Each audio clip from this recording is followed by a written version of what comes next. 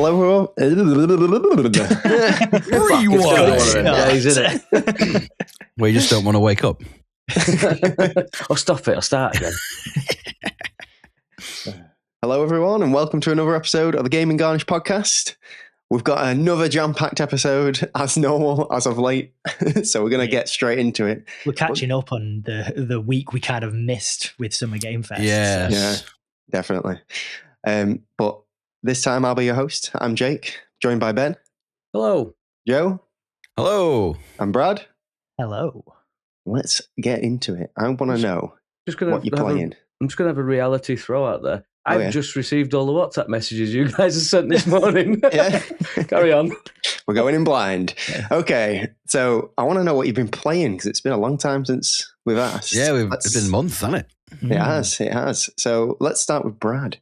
Ooh, with me. What have I been playing? Well, I'm finally starting to get through that list of games. I had a backlog of games that I'd finished that I had to talk about. So it's Oh, yeah. It's the opposite Whole new backlog we meaning. normally have, yeah. So it seems like so long ago, but I have actually been playing it for a long time. Hades 2. Ooh. Very nice. And I made no notes, so I'm going to have to entirely wing it. Okay. No notes. Well, not basically, yes, 10 out of 10, no notes. Hades 2, done. Nice. Yeah, happy days. I remember when Hades 1 came out, and I heard a lot of really good things about it. Mhm. And I thought, I have to play this game. It's getting 10 out of 10s. It seems like a perfect game for my Switch. So I actually got it on Switch. I think it was a holiday game from whenever it was. And I did enjoy it. I definitely did. But I could never get too into it. And I think it all comes down to that roguelike sort of structure that we talk about on here quite a lot, where because you're constantly redoing runs and you're not starting like at zero power, because there are a lot of like meta progression upgrades. I did find myself getting pushed back quite a lot. So those early runs became really repetitive when I was like quite far through the game, because it just felt like I was doing the same thing over and over again. And I remember getting to the final boss. Spoilers for Hades 1. The final boss is Hades.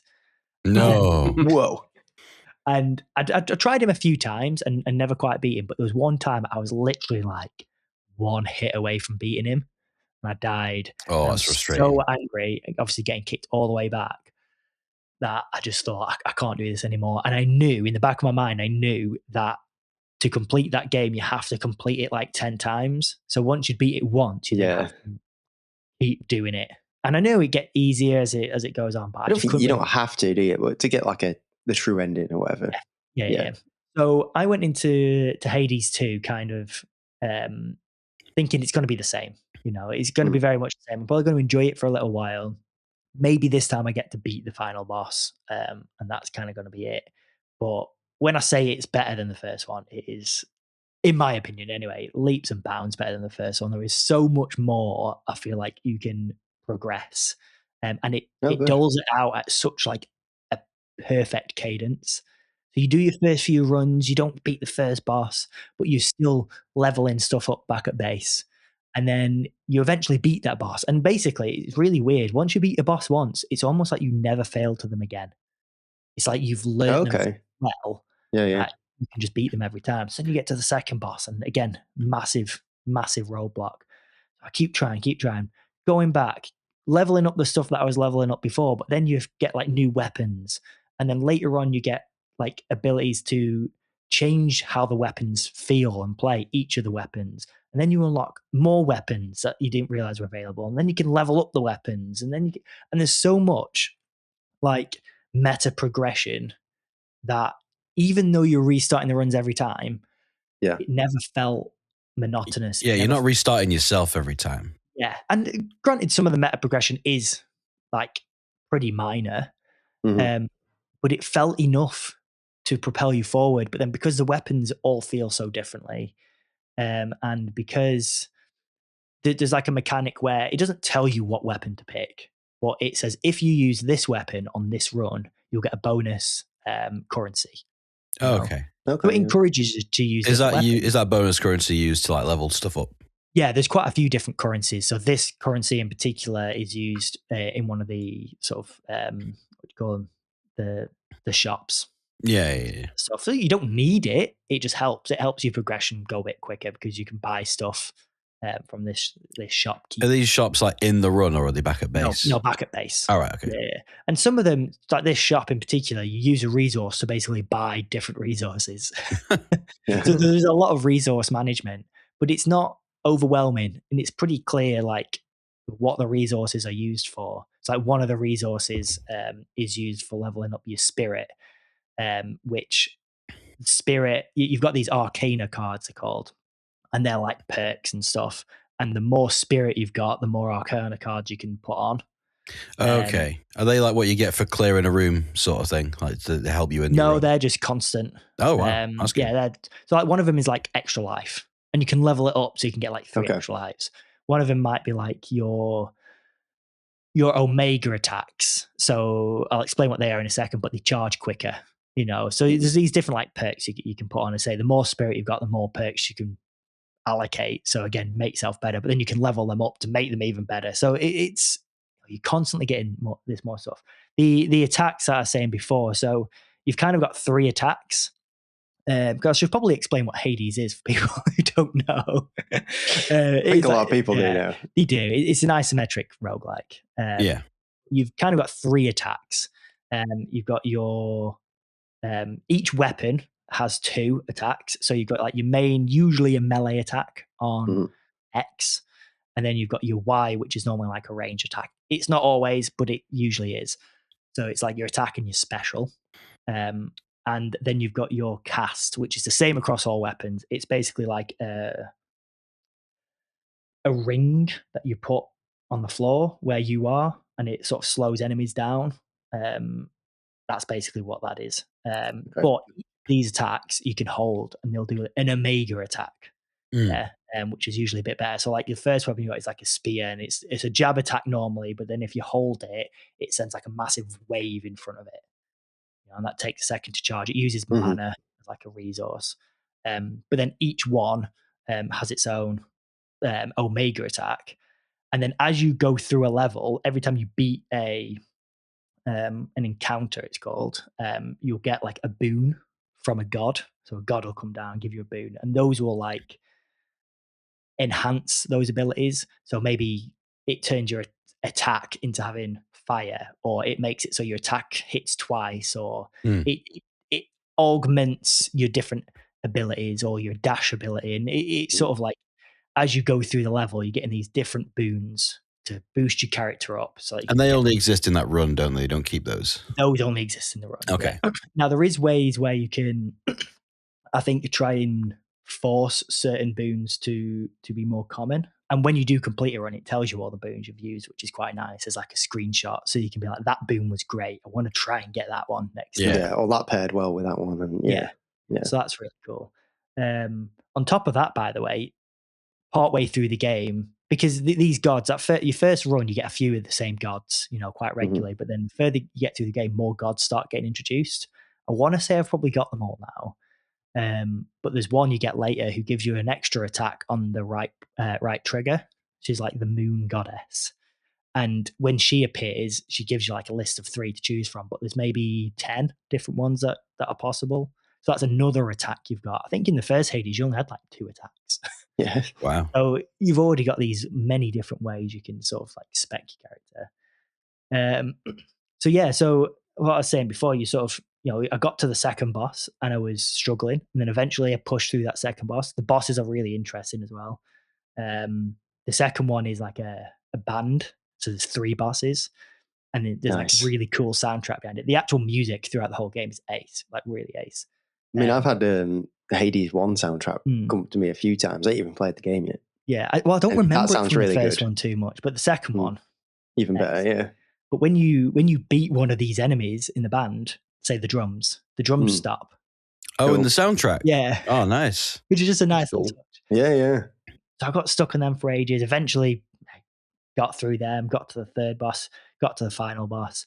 And I think it was we're on holiday. When me and Jake were on holiday in Norway, on the way back, I finally beat the boss. I was like, I've done it. I've completed the game.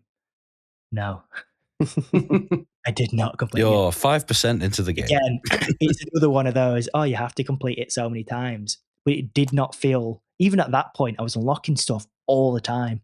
I've unlocked so much stuff since beating the first boss. Like, a same way you can level up your weapons. I don't think I could do that until after I beat the boss.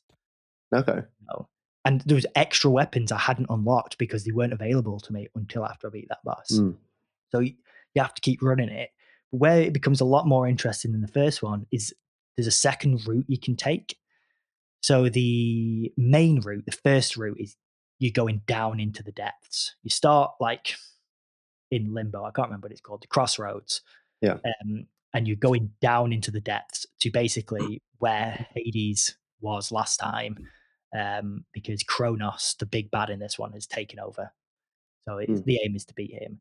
But you can also go up to Olympus, and that's a separate set of 4 stages, and obviously multiple on the way. So this happens once you finish the game? No, you can do this not at any point. It takes a few runs before you unlock it, but when you first unlock it, you can't survive there. You just take periodic chip damage until you get to a certain point in the game. You unlock a spell to sort of like overcome that, and you can do it. Oh, cool. But going up is a lot harder. So I've not actually beaten up yet. I've got to the final boss, nearly beat them. I've not actually done that yet. But because is he the final boss? No, of Olympus. No. Oh. But because you can choose which way to go at any point, it always keeps it fresh. If you ever get bored of going the same route, you can just change it up and go the other route again. Because I still need to beat Kronos 7 more times. So if ever I'm getting stuck going up to beat the final boss there, I can just think, you know what, I'm going to go and beat Kronos because he's a lot easier now because I've beaten a few times. I've heard the dialogue and the characters are really good in Hades games. Do they like react to you having already beaten the game?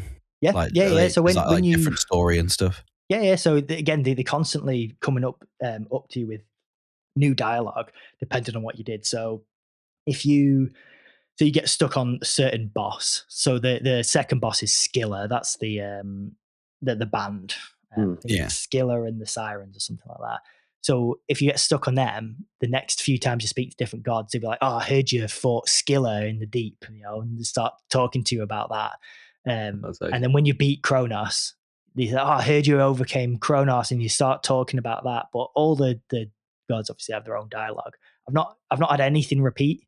I've not even had to the point, because I think in the first game I got to the point where gods just they never repeat anything, but they just won't say anything.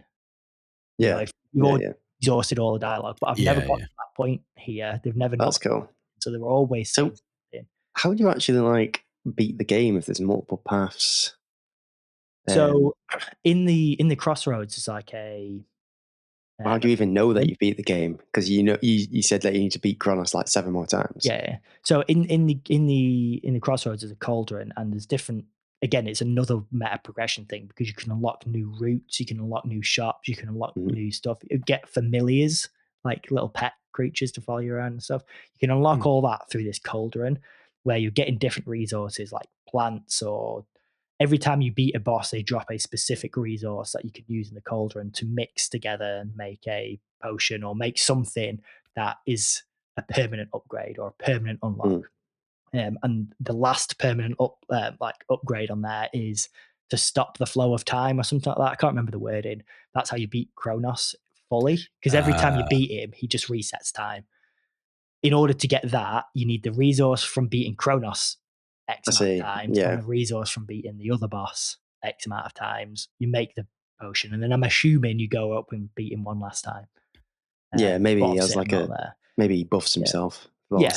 And every time you beat him, there's another story thing that'll happen. So, is there anything else you can spend that resource on? So, if you spend it on some sort of weapon or something, you actually have to beat him 12 times or something. I don't think that resource. There is a few resources that are shared where you might have to make a decision. Do I put it into this or do I put it into that? And then have to grind a bit more to get it. Because there is that element of grinding, but it never feels like grinding. Yeah. You can always get something else other than your resource out of the run. So that particular resource, no, I don't think there is anything else to spend it on. But that's fine. I'm glad to. Are you hyped to do it that many times? Because I feel like that would slightly put me off having to do it again. and There's again the and again. element of again. Yeah. It did put me off with the first one, even though I never got to that point. But it put me off in sort of just the thought of doing that. Yeah. But no, so far with this one, it's not put me off because the gameplay is so enjoyable and every run feels so different because you've got these different weapons, like they say, or are upgraded in different ways, so they'll do different things. And yeah, no, it That's just doesn't good. feel So it's just so fun to easily pick up and put down. Then. Yeah, easy and works perfectly on the ROG. It presets to 120 frames per second, solid locked 1080p. Nice. I lowered it just to save battery because 60 FPS was absolutely fine for me. Have you been humbled much? Like I know you said once you've beaten a boss, you can kind of beat it again, no problem. But I found in a lot of roguelikes, it's the in-between of the bosses that mess you up because it'll put you in a boss with like slightly less HP than you would have liked to go in with. Not so much. There are mini bosses that can be a bit problematic sometimes, but it is usually the bosses that do it. There has been like one or two times, and I've lost more health than I wanted to. You're getting absolutely mobbed. Yeah. But Returnal, for example, was way worse for that. Because you could literally just put you into a zone which was so much harder than any other run you've ever done, and you just won't even make it to the boss. Whereas I've never found. I've probably died at the in-between areas a few times, but never like significantly enough. Like not enough that it's put me off. It's usually a boss that kills me. Fair enough. But honestly, really enjoying it. I am still playing it. I've put it down for a little bit while I jump on some other stuff. But I can see myself going back to it, definitely. Perfect handheld game. Yeah, honestly, loved it and loving it. Good definitely stuff. can play it. I've still got the first one on my list, on my backlog to play. I would recommend playing the first one, at least getting to grips with the first one a bit, because I don't think you could go back to the first one after playing the second one. I see. Yeah.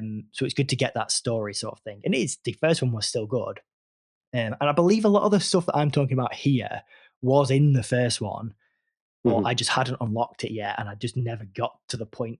I felt like maybe it wasn't giving it you at a cadence that was generous enough that it made you want to come back, whereas Hades 2... Sounds like it's perfected. A great game. The pace of it, definitely. No, good stuff. Should we move on to someone else? Is that good? No. No? Yeah, he's got another 8 games to talk about. No, move on, please. Ben, you been playing anything? I'm in the middle of my download depression's the problem. This time last week I was stood in the middle of a field getting suntanned and listening to great music and having a good laugh. So played on his Steam Deck in the crowd. I'm utterly miserable. Can't bring yourself to play anything. No, well, I have actually played a little bit. Obviously, Factorial. That's the way life works. So the sushi build has moved on to second phase, which is like 3 times the size. So the implementation of this is going ahead on my server, which is taking some time. But in comparison, so iron plates were produced in the hundreds before. This belt will take 10k. Oh, wow. So it's quite an upgrade. Anyway, that's dead exciting for me, which nobody else will find exciting. I like sushi. Dude, you should buy it. I'm telling you. You've got Switch 2 now. It'll run it. I don't know if this exists, but is there like a festival simulator? There must be. Management sim where you do festivals. I'm going to be looking. There'll be one on Steam for sure. Yeah, and you could like input your own music so you could have your There's own a rock simulator, I'm pretty sure. Yeah. If it's laid out like Theme Hospital, I might even get it. The other thing I've been playing, it's a bit brief at the minute, but I will still mention it because it seems to be really good fun so far, is Wreckfest 2. Oh, there's a Wreckfest 2? Yes. Wreckfest 2. Yeah. I remember it coming out, but it's still in early access, isn't it? In early access, obviously. It's when I play games. Yeah. So it's only on Steam at the minute. It's on Steam, early access. I got it for 23 quid in the sale. Nice. And really good fun. Big improvements that I can see. How does it differ from the first one? I've only been really doing multiplayer stuff at the minute. So I haven't got into the unlockables and everything else. But the car damage is a definite improvement. Okay. I bent a bus into no shape. There's no description of what I did to that bus. It became car-sized. Yeah. But yeah, we've done different things like a checkpoint drive, which is not exactly a lap race, but you basically go to the smoke in the distance and you go any which way. It's checkpoint driving, but you've got any. Oh, so it's kind of like open. There's some open levels. There's some course levels. There's they're working hard on it. I never played the first one, but it was all. It was really good. Tracks or pits. Yeah. It was basically like demolition derby style races most of the time. But then occasionally just go into like a pit and just smash the crap. I remember seeing you play the figure 8 map a lot. Oh yeah, that's good. Forced interaction and T-boning. Yeah. Oh, there's a lap we did last night, which is like a figure of 8, but it's a twin figure of 8. You can go either way. And the crossovers are ridiculous. I didn't finish because I trashed my car that hard. I hit the first. Well, I was pretty much last anyway. So the guy I was racing with, I told him I'm going to sacrifice myself to slow him down for you. So I did the jump. There was a jump into the oncoming. That was basically the big part of it. And I did the jump into the oncoming and took out the first 5 cars. Oh, nice! But destroyed myself at the same time, and he still never won. Sacrificed yourself. Yeah. Well, that was like me on Smash Bros. When we.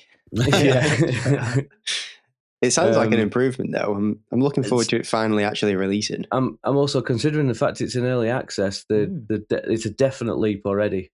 So, I think it's been in early access for a while, though. I remember seeing it, so it's probably due to come out anytime soon. I was gutted. I missed it at its 15 quid price point. Oh no! Because it's tiered up as more stuff's been added. Yeah. But yeah, really good. Really enjoying it. It's about me, really. Nice one. Wreckfest 2 was a surprise for me. I'm not really a racer. I don't really do racing games. But this has got a good twist. It's enough of a. This is like the first grid in a way, but even more so. Well, Joe, what have you been playing? I'm gonna keep it on the racing theme because I downloaded the demo for Sonic Racing CrossWorlds to see what it was like and give it a bash. Nice one. It's really good. It feels about as polished as Mario Kart 8. Yeah, that's saying something. That is saying something. To be fair, it's got I think it's got a better drift mechanic because you see. It's the same controls where you press A to go and then it's right. I played it on a Switch too, by the way. It's right trigger to drift. But there's a bar that appears above your car, so you can set it to what level you want it to drift to, and then exit out at that point rather than having to look at the smoke color of your exhaust. Okay, you do in Mario Kart. Yeah, but there's perks you can put on at the start of the race which change which meters fill up at different rates and which weapons do more damage. I think the weapon pool in it is a lot less than in Mario Kart, and I'm not sure what they're all from because I'm not familiar with a lot of Sega properties. But they all do similar things. Like instead of a shell comes out, it's like a big boxing glove you fire off. There's a green one and a red one. One tracks, one doesn't. Yeah, and the one that doesn't track, you get 3. Yeah, which is good. Every time you get 3 of them. And you can fire them front and back. Yeah, like in Mario Kart. Yeah, but when you fire the red one back, that also tracks. That's cool. To the nearest person behind you, which has saved me a lot of times. Just getting over the finish line. I've only been playing it on the basic race mode, which I think it's not 50cc, it's about 100cc in Mario Kart because you don't feel slow. But it's harder than Mario Kart, I'd say. The CPU is a lot smarter. It's not like rubber bandy. It's aggressive. When you were saying about the weapons, I wonder if they've introduced more characters. Yes, they'll have stuff from their franchises. Yeah, that'd be. I've definitely seen there's something Pac-Man related. So I haven't. You don't unlock that character in the demo, but I've seen Pac-Man stuff. Yeah, that'd be interesting if the full game has more. Yeah, and if they introduce more with every DLC, then maybe it will have a massive weapon pool like in Mario Kart. But the main interest for me in this is the cart customization, because there's like 4 classes of carts. There's like a acceleration type, speed type, handling type, and power type, and they're all good at different things. But you can, if there's a few carts of the same class, you can change the front end and rear end of the car of different characters. So like say in the demo you get like 2 of each. So you can have the front end of Shadow's vehicle and the back end of Sonic's vehicle, or vice versa. And they have different stats. So you can customize your car to do loads of different things. And you can change the wheels, you can change the color of it, you can paint it how you like. There's nice. Do you ever think like with these party races like this and Mario Kart and whatever else, do you ever think that the customization might take away a little bit from the pick up and play element? Because you can save them as presets. But like when we played Mario Kart the other day, I've not played Mario Kart in ages, but if you were new to it, it's a relatively easy game to just pick up and play. But all the stuff beforehand where you're picking your car bits and they all do different stuff. Yeah, but I was overwhelmed even by that because that's what I mean. There's bikes, there's cars. I almost wish that I don't play them. So. If bikes and cars were different, fine. But then cars, I feel like should just be cosmetic. I think once you get used to the game, because then there'd be no reason to pick different characters. I said maybe heavy and they light. have to have their own perks, don't they? Yeah. I'm thinking about like Crash Team Racing, and there's 3. I think it's like light, medium, heavy, or something, and they all have different like drift. And that's fine. I think that's enough of a distinction between the different stuff. But I don't know, just with Mario Kart, I think you go in at a base level, don't you? And you start it's what you want to get out of the game. You can just get the carts that the characters already have. True. Yeah. And so you just go with default, and then if you want to get more in depth of it, you start customizing. Yeah. So it just, to me, it adds more depth. And some of the carts you unlock, because in the demo you can unlock a couple. They look really cool as well as having different stats. Yeah. Because I think as well as that, isn't it? It's just looking cool. Yeah. Yeah, that's what I kind of want out of that customization. Yeah. I want it to look cool rather than it do anything different. The thing I liked most is that you can paint it however you want. Yeah. Like it's not just like you pick out of like 4 skins of it. You can go into basically like a Forza Horizon style paint mode where you put like decals on it. Cool. You can change like the main body color, the side fenders color, like the spoiler color. It's all like separate tabs. And it's not like a color picker. They have like a set palette of colors to pick from, but you can make some really like unique looking stuff. Cool. And more kart racers need that, I think. I agree. Yeah. If you're just having to stick with, I'm going to drive the Wiggler on Mario Kart, it's just the one Wiggler. And there are loads of other people could be driving that. Yeah. Yeah, I get you. Yeah. I want a chrome Wiggler.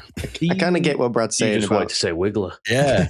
About the stats. It would be better if maybe you could tune your car and just pick what it looks like. When you pick your car, it has like speed, acceleration, drifting, and that, and you maybe like have a square thing where you move the. Yeah, you can put more into acceleration. It takes that and just make it simple, easy to understand. Yeah, and then just make it customized. So do you think you'll buy it? I think I will buy it. Yeah. I think I'll buy the season pass as well. That's about £20. After Factorio, you mean? No, before Factorio. Oh, I'm gonna wait till I'm 40 to get Factorio. It's definitely like a, one of those games in it, Factorio. I feel like it's almost a retirement game, but 40 is a bit young for that. Not if you're lucky. Oh, I'm fine with it. People are younger than me that I play with, so you know. I have been playing another game as well called Motorslice. I've been playing that on Xbox. What's that? Heard of this? It really, to me, harkens back to PlayStation 1 and PlayStation 2, like simple combat, simple traversal games, but it's got a massive sense of scale. So this person who gets sent down to these like machine-run cities to just destroy massive like JCB equipment, basically. I see how you play. You've got a sword on your back, which is a chainsaw. It's a chainsaw, yeah. Oh yeah, that's why you're playing it. But it's not like the Warhammer ones. It just looks like a chainsaw, but you hold it like a sword. Yeah. And your first interaction is basically, those play park diggers where you dig up sand or gravel from underneath you and you just dump it out somewhere else. Yeah. You ride on ones. The first enemy is like one of them, is like the tutorial, but the combat is more in depth than I thought it'd be. So you've got a charge attack, a regular like combo. It's the 3-hit combo. But if you get hit during your combo, it does a parry, like a parry window sort of thing. And there's like dodges, you can slide around and stuff. A bit like Mirror's Edge, but it's all third person. Yeah. And it's the reason I say it's like PS1 is I think they've purposefully down-res textures on it. Okay. So the models are all quite high fidelity, but the textures are all not pixelated, but like I want to say 24-bit sort of looking. That's an interesting. Fair enough. Yeah. It does look really cool the way it does it, and like the particle effects are a bit like Minecrafty. Yeah. It's like when you destroy a digger and it turns to smoke. It's like you can see the individual pixels like it's like cubes almost. Yeah. It's really cool, stylized. There's nothing like super high fidelity. The bosses are a bit more polygon heavy because you've got to do a lot to beat them. You don't attack them in a normal way. You've got to traverse them, and traversing them does damage. It's a bit like Shadow of the Colossus because they're so big. You have to climb up them and stuff. Each boss is a puzzle to beat as you beat them. That's cool though. Which is kind of that is very Shadow of the Colossus to be fair. The first one is a giant like massive mining trucks that dump out the back, like the huge yellow things. It's one of those. And I couldn't really figure out how to even get on it at first because it's got like a massive spinning combine harvester thing on the front, and it blocks off the bit where you've got to get to it. So it turns really slow, but it's quite fast. It can charge at you, so you have to make it miss you, and then you go onto its underbelly and you have to climb up its exhaust. Oh, cool! And get to parts where you could do the Motorslice, which is you said it. It's the gimmick of the game. There's these yellow walls that you stick your chainsaw into, and the power of the chainsaw pulls you along it, and you can move yourself up and down. Yeah. But each one of those on the enemy is a health bar, so you have to make sure you start at the very start point and get to the very end point to take out that whole health bar. Oh, okay. And the first boss has about 6 of these. Yeah, you have to find them. If you only do half of it, you just have to go back. And you have to like redo that section. Regenerate. Yeah. You don't do anything to like knock you off or anything like that. At least on the bosses that I've seen. But sometimes the controls get a bit finicky, like when you go around the corner and the camera hasn't followed you yet, you might fall off because you think you can land on a platform, but there's not one there yet. Speaking of the camera, it's really interesting. You've got a drone following you at all times, kind of like Lakitu in Mario 64. Yeah. And as you do actions, this camera gets dirtied up and you have to blink the drone to make the dirt go off the camera. You can blink with like clicking in the right stick, so it's like really integrated into the game. And like you control it's got a torch, and you can go into a different view mode where the drone flies further away, so you can see more of the environment around you and what to climb on. Get less dirty, I imagine. Yeah, you don't get dirty in that mode. There was that in one of the old Alone in the Dark games. If you had your eyes open for too long, it went blurry and you had to play. It was so dumb. There's little rest spots in the levels where your character like speaks to the drone. The drone can't speak back, but it's like a checkpoint / therapy / story. thing. It's really interesting. I'd recommend it. It's on Game Pass at the minute. I don't know how long it'll be on there, but if it goes off, I think I'll buy it. Yeah, it sounds different. Yeah, I have seen it. When I Googled some videos of it, it's like quite good, like stylistically. Yeah. Cool. But yeah, that's been my 2 games this week. That's been a good pitch. That was a good pitch, Joe. Might have to have a look into that. Cool. Well, I will go then. And it's kind of a double one because me and Brad have been playing something together. Yeah. The co-op nights. We Ghost of Yotei brought out its what are they calling it? It's just Legends mode, isn't it? I suppose. Yeah, it's a PvP. Is that the combat multiplayer? Yes. Yeah. When you say multiplayer, it's a co-op sort of missions sort of thing. And we kind of put it off for a bit, but we eventually got around to it. So it's basically like you take the Ghost games and it adds a lot more supernatural to it. Whereas the Ghost games are relatively realistic. There's a few mythology bits sort of like thrown in there here and there, but it never goes it never goes too hard on that. But this is like full on like this mythology sort of. It takes the Yotei 6 and it turns them into yokai. Yokai. Yeah. The Yokai 6. Demons. Yeah. It turns them into demons, so like the spider from the main game is like actually more like a spider. Yeah, he's got 8 arms. Well, 6 arms and 2 legs. Yeah.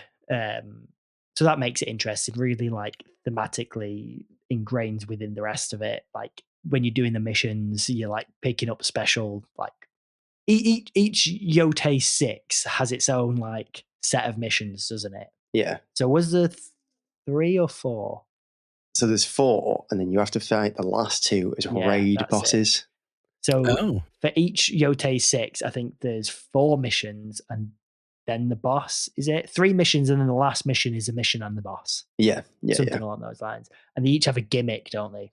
Yes. And that's another element of like supernatural things. So one of them was like, what was it? A set of like, the enemies would glow a certain color, and you had to go to these special points that had the same color, like blue, and you interact with it, and then you get like blue flames on your sword. Yeah, you can't absorb the energy. More damage to those. So there's always something that kind of was across the missions before that Yotei 6, and then usually you'd implement that against the boss as well.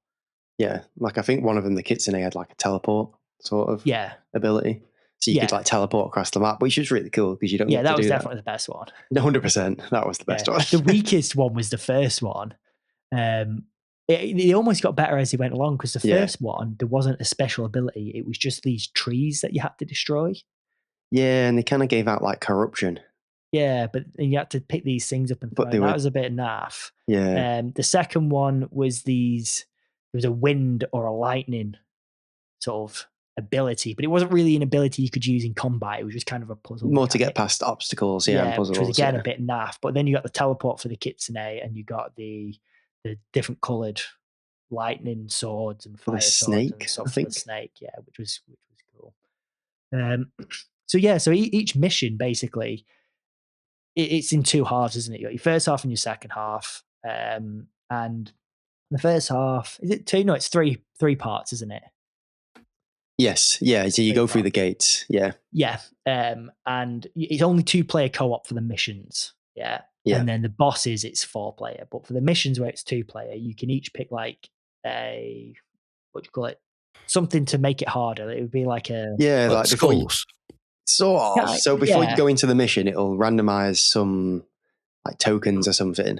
Yeah. And if you want to get extra like currency out of doing these missions, you put on one of these like usually it's some kind of debuff or something, and it's only for those sections. So you'll do 3 sections of the level.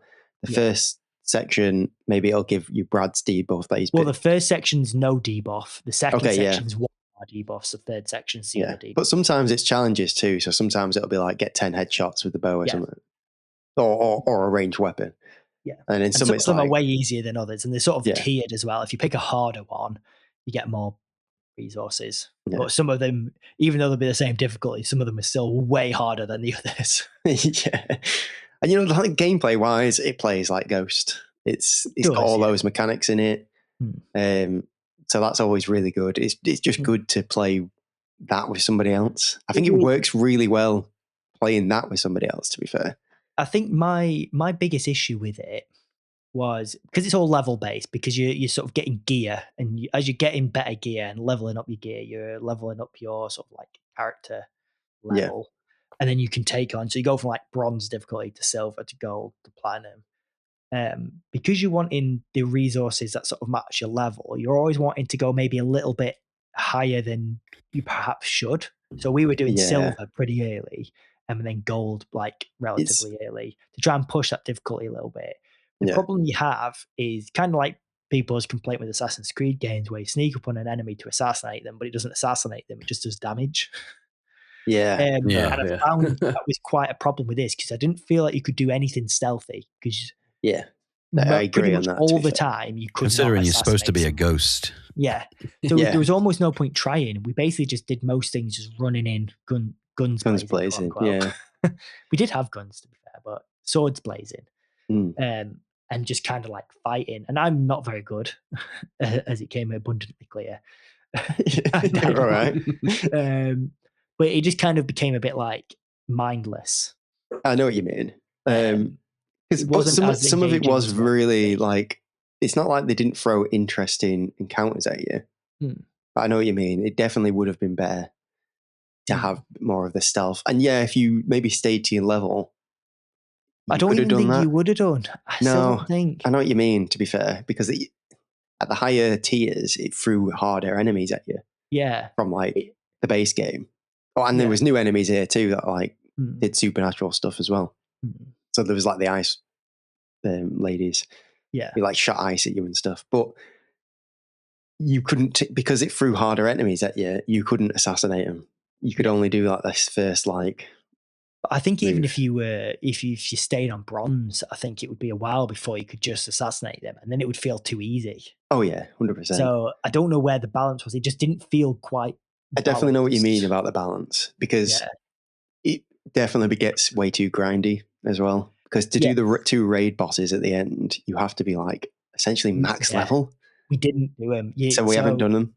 You had to, and you also had to do them with 4 players. You couldn't even attempt it with 2, which I always hate it. I get why they do it, but I always hate it when games do that. But it felt like missing 2 bits of content. Would it not put 2 bots in with you? No. Well, you have to wait for 2 other people to be doing the raid boss at that time. I don't think they would have been good enough. Online heist moment, you had to have 4 people and then they drop out at the end. You're like, well, now the thing is with the GTA heist, I've not played that many, but from what I remember is you'd have each person might be doing something completely different for the heist. So that makes sense. Like you kind of have to have that many people because one person's got like the getaway driver. You could do it with bots, but with this, I imagine it'll just be pure power. Yeah, you just wouldn't be able to do it. Yeah. And at that point, I'm like, well, can't you just like reduce the health or do something like that scaling, to make it easier? But you also had to be max level. We got to gold tier. Platinum's obviously the next. But not only did you have to be like platinum, you had to be on like the top end of platinum, like with your gear rating. Yeah. So basically, every time you did a mission, you would unlock like a weapon which would have like a number assigned to it, and an ability assigned to it. Like, not power numbers. This is Destiny. Yeah, literally power numbers. Yeah. So and then you had your overall power number, which was an aggregate of all your gears. Yeah. To me, that takes away from the core Ghost experience because you're basically doing a mission, and even if you wanted to build a character, at the end of that mission, you're getting better gear every time. Yeah. So you just get rid of the last one, put the new one on. It doesn't matter what ability it's got assigned to it. At least to begin with. By the end, I started keeping the one I wanted and leveling it up. But it used a lot of to be fair, you could level them up, which I did as well, to be fair, because I preferred the bow over the gun. I just kept leveling the bow up when I got a decent one with a decent ability. But yeah, I'm not a massive fan of numbers, numbers game. And it also kind of, to me, like you got all these supernatural elements in the levels, which was pretty cool. And you picked one of 4 classes, which each have their own like ability. But I kind of felt a lot of them, you kind of get this main ability and that's it. You get one ability, and then at a certain level, you get a different ability, but that's it. You get 2 abilities to choose from. Yeah. You can only ever have one active at a time. Well, there's kind of 2, because I kind of had that health steal one, and then you have your ult as well. Sorry, that's something. So you have your ult, which is your ult. You don't get a second type of ult, and then you get your ability, which you had 2 different versions of it. I can't remember what my first one was, but my second one I summoned like this dog, and it could attack. But I felt like you need more abilities. I felt like you should have been able to unlock more abilities and level the abilities up. Especially if it was leaning into the supernatural aspect of it. But other than that, it was literally just normal weapons from like the main game. Yeah. So I felt like they really should have sort of led with more interesting. Yeah, you get like an exotic bow that can fire like purple flames or something. Yeah, literally. And you could get like exotic bows or exotic swords that do certain things. Like my sword had a chance to set people on fire, but it wasn't very often. And the sword wasn't on fire or anything. Oh, yeah. It's just every now and then they would burst into flames, and it wasn't. You could get like, as you played the game, you could get like different things for your sword, couldn't you? Like, you could get trails for your sword. So like when you slash, a certain color will come out of it, which was quite cool, but they were so hard to get. Yeah. Like you have to grind. It's a little reward in comparison. Yeah. A lot of it was very grindy. Instead of like giving you cool weapons, they basically just gave you cool abilities in the level. Yeah. So, and even then weren't that cool. Yeah. So it was nice to hit and a miss then, I guess. It was nice to play it with Brad, let's say, to play it in co-op, just to because the combat's so good in Ghost. Yeah. So it was nice to go through all the levels. To me, it almost feels a bit. I feel like saying it's a gimmick is maybe being too harsh. But I can't think of a better word. I kind of agree though, because for me, I think they didn't commit enough. It either should have been not supernatural at all and just a normal Ghost, co-op missions, none of this gear level and stuff, just like it is in the main game. You can assassinate, characters, and you can, you're just two normal assassin stroke samurai stroke ninja people. Like you go through co-op levels. It should have either been that, no supernatural elements, or really commit to the bit and gone really far with the supernatural stuff, giving you like loads of cool abilities, power fantasy. Well, power fantasy stuff, gear levels fine, but you're leveling up and you're feeling powerful, and it wasn't that grindy. Because at the end of the day, this is a little side thing on the game, tacked onto the game. It doesn't need hundreds of hours of play to do the raids. It should have been like 10 hours max, a nice little self-contained thing. But I feel like they've kind of gone way too grindy. There's content that is completely blocked off unless you grind and grind and grind. Sure. And they've not made it interesting enough to want to grind. Because it's definitely not as bad as like some other games I can think of. And it does have like a horde mode too, which was quite good. It's pretty good. And that's probably where you would grind more so than keep doing the levels over and over again. Does the stuff translate between the two? Like the horde mode and the legends? Yeah, you just keep doing your stuff. I'd say I'm glad it was free. Horde mode's part of Legends, to be fair. Oh, right, okay. That is a valid point as well. It was free, so... it's just free part of the game. So if you have the game and your friend has the game, you play it together, you just kind of let me play a bit more Ghost. And I can't really say anything bad about that because it's really fun. Yeah, true. Anyway, should we move on to... But-ba-doo, it's the news. So there's a fair bit of news, guys, as always at the minute. There is. Well, to be fair, we missed a lot. We missed the Direct. Yeah. So we're going to cover the Nintendo Direct, but I think first it's probably important to mention the Steam Deck massive price increases. From about a month ago, Yeah, it's been about a month, but we didn't really mention it last episode of Summer Games Fest and everything. Crazy. Absolutely insane. Yeah, so can you remind us what the prices have gone from and to? I'm going to have to find out. The lowest end one was about 350 quid previously. Was about 350 quid. Yeah. Was it that little? I think that was the LCD model. Yeah, that's the low end one. Yeah, but I don't think they make them anymore. Oh, do they not? No. So it's only a price increase on the OLEDs. Right. Yeah, so the original Steam Deck isn't changing in price. The OLEDs are, I think the biggest one was, it was an extra 35 to 46%. Yeah. So the highest tier one with the, 1 terabyte? That's going up. No, I think it's 2 terabytes. I think that's going up by $300 basically. What? Yeah. Which basically puts it to about $950, I think. Yeah, it's just shy of the ROG essentially, which is mental. This is the thing. I think the normal OLED has gone from say it's 500 gig. I think has gone from like $550, something along those lines, to like 700. 800. I'll tell you, the 1 terabyte model, so it isn't 2 terabyte. Oh, is it 1? Has gone up from £779, and we don't know what it's going to be in pounds yet, but it's essentially $949. Yeah, they're probably about £950. That does not bode well for the Steam machine. No, it does not, and that's the important thing. I think just going back then to what we were saying before, the 1 terabyte model, I feel like that is the closest comparison to like the ROG Ally X, the Xbox One. That's also one, but significantly more powerful. However, it doesn't have the OLED, so there's still the things to weigh up. I can't understand necessarily now why anyone would go for the Steam Deck over, especially the terabyte model, over the ROG Ally X, because the power differential is pretty significant. And then isn't there also a lower memory ROG Ally X? There is, which is cheaper. It's not the ROG Ally X. It's the ROG do you mean? Sorry, do you mean lower hard drive space? No. Yeah. Oh, there isn't. No.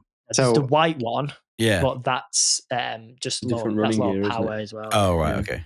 So I did read that a bit incorrectly, actually. Yeah, I was just looking at it too. Yeah. That's up to. The larger 1 terabyte model will now cost £779, $949. Up from up £210. Which is a significant increase. Yeah. I think the ROG Ally X, I think, was £799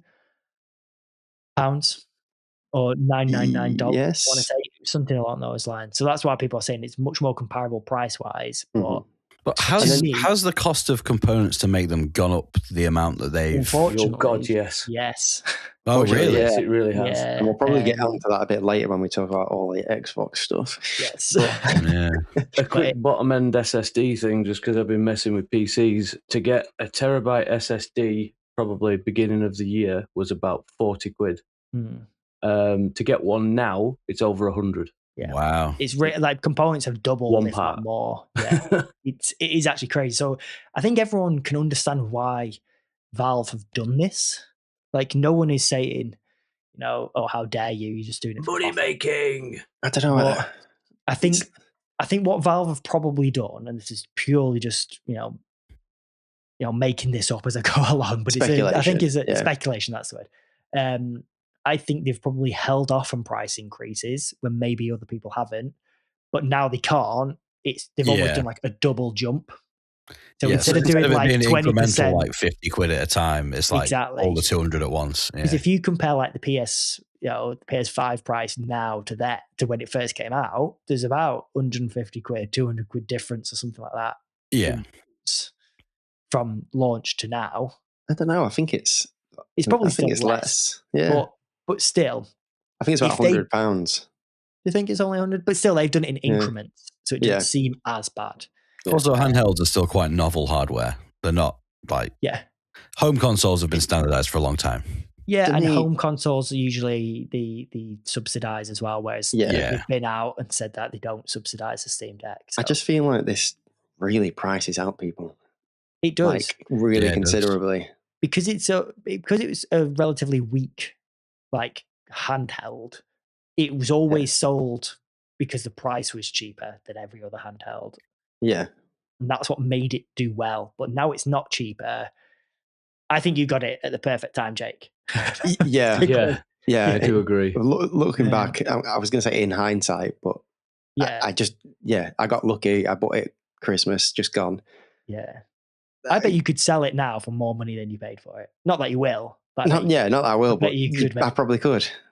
Yeah, because it's still relatively new. Yeah. As Joe was saying, what does this mean for the Steam machine? Now, rumors are the price is going to be announced next week, as of recording this. So by the time this episode comes out, maybe we have the prices. So apologies if we do, and we're speculating here, but I'm predicting at least £1,000. Yeah, I don't see any reality where it's less than 1,000 now. Which again, to me, it's just. Yeah, well, Joe, you wanted to buy one. This was like your next console, and I know you've sort of said to us before what you'd be expecting to pay or what you'd be willing to pay. 800 was my max. Yeah, so even with the way of the world and understanding that it is going to cost more and why it costs more, I assume 1,000 still just isn't. It's too much. Yeah. And I think that's the thing. Everyone can understand why these things are more expensive. Doesn't mean we can afford them. No, it's not through want, lack of want at this point, is it? It's the fact that it's just massively outpriced so many people. Yeah. I wanted one just to get rid of the janky PC I have in the living room. Yeah, but it's just way out of the price range. I built the janky PC for nothing. When the prices of these consoles are getting to pretty much the deposit on a new car, it's getting a bit ridiculous. Yeah, agreed. Maybe there's a reality where they've increased the Steam Deck price because they want to keep the Steam machine price lower. They're thinking, let's increase the price of the old hardware so the new hardware can, it looks more attractive. A little bit. Maybe. I don't know. I don't know. To me, because there's also the headset as well, isn't there, that they're bringing out, the VR headset. That's going to probably be the same cost as the Steam machine, I would reckon. And at that point, I just don't think it's worth it. Not that you can build a PC any cheaper. No, because it is the parts, as we've said. Yeah. The way of the world. I'm really worried that the average person is just getting priced out. Yeah. And the more people can't afford to get into gaming, the less people will be gaming, which means the price will go up and up and up and up until gaming just becomes unsustainable. Yeah. And it collapses. Or will more people just keep their old consoles and play the backlogs? That's going to have to be it. I'll tell you what will happen. Eventually. Piracy. Sorry, but that's where it'll go. You can't pirate hardware. If you can't have the hardware. No. Yeah, but if you can just by buying the hardware to then just pirate. So that'll kill it from a different angle. A lot of people justified PC gaming previously in the cost to get into it because the games were cheaper. So you say, okay, well, it costs double the price of a PlayStation 5 at the time, but my games are half the price. So over 3 or 4 years, I've saved money. And but I will be 3 years, superior. something in the PC, which costs about the same as a console. What's that, sorry, Joe? After 3 years, they'll upgrade something in their PC, which costs nearly the same as a console. Yeah, true. But still not done it yet. Just saying. I suppose that's to have top specs, but you don't have to do that. More and more, at least games that go on PC are less and less optimized, so you need that hardware to brute force the ability to play the game. Yeah. Like we had that with Monster Wilds when that came out. Barely anyone could play it because they didn't have top spec hardware. And it's taken what 2 years to get it to the point where it's playable on more hardware. If you had to do that every time a new game released, you'd be in a money pit. Yeah. I get you. Oh, sad times. Yeah. It is. Hopefully things level out soon. I don't know whether they will. The AI bubble needs to burst. Yeah, it really does. And then we'll be okay again. But, right, we'll move on to we'll sprinkle in some good news in the middle of this because it's going to end on bad news, I imagine. Yeah, we're going to try and even it out.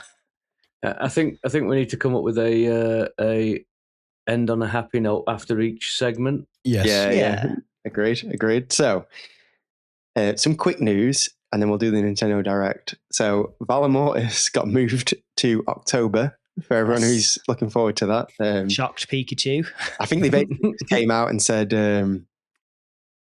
September was looking stacked, and we're looking to help people's wallets.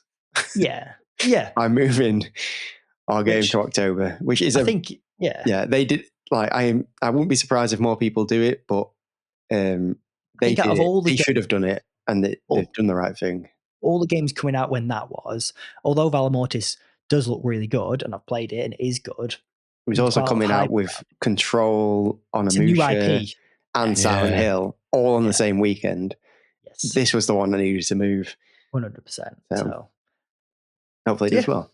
And then GTA 6 has got its the front cover, the logo reveal, and pre-orders, pre-orders are going live. Yeah, so they've shown the cover art, which doesn't sound like much. Like it doesn't look like. To be fair, I thought I'd already seen it.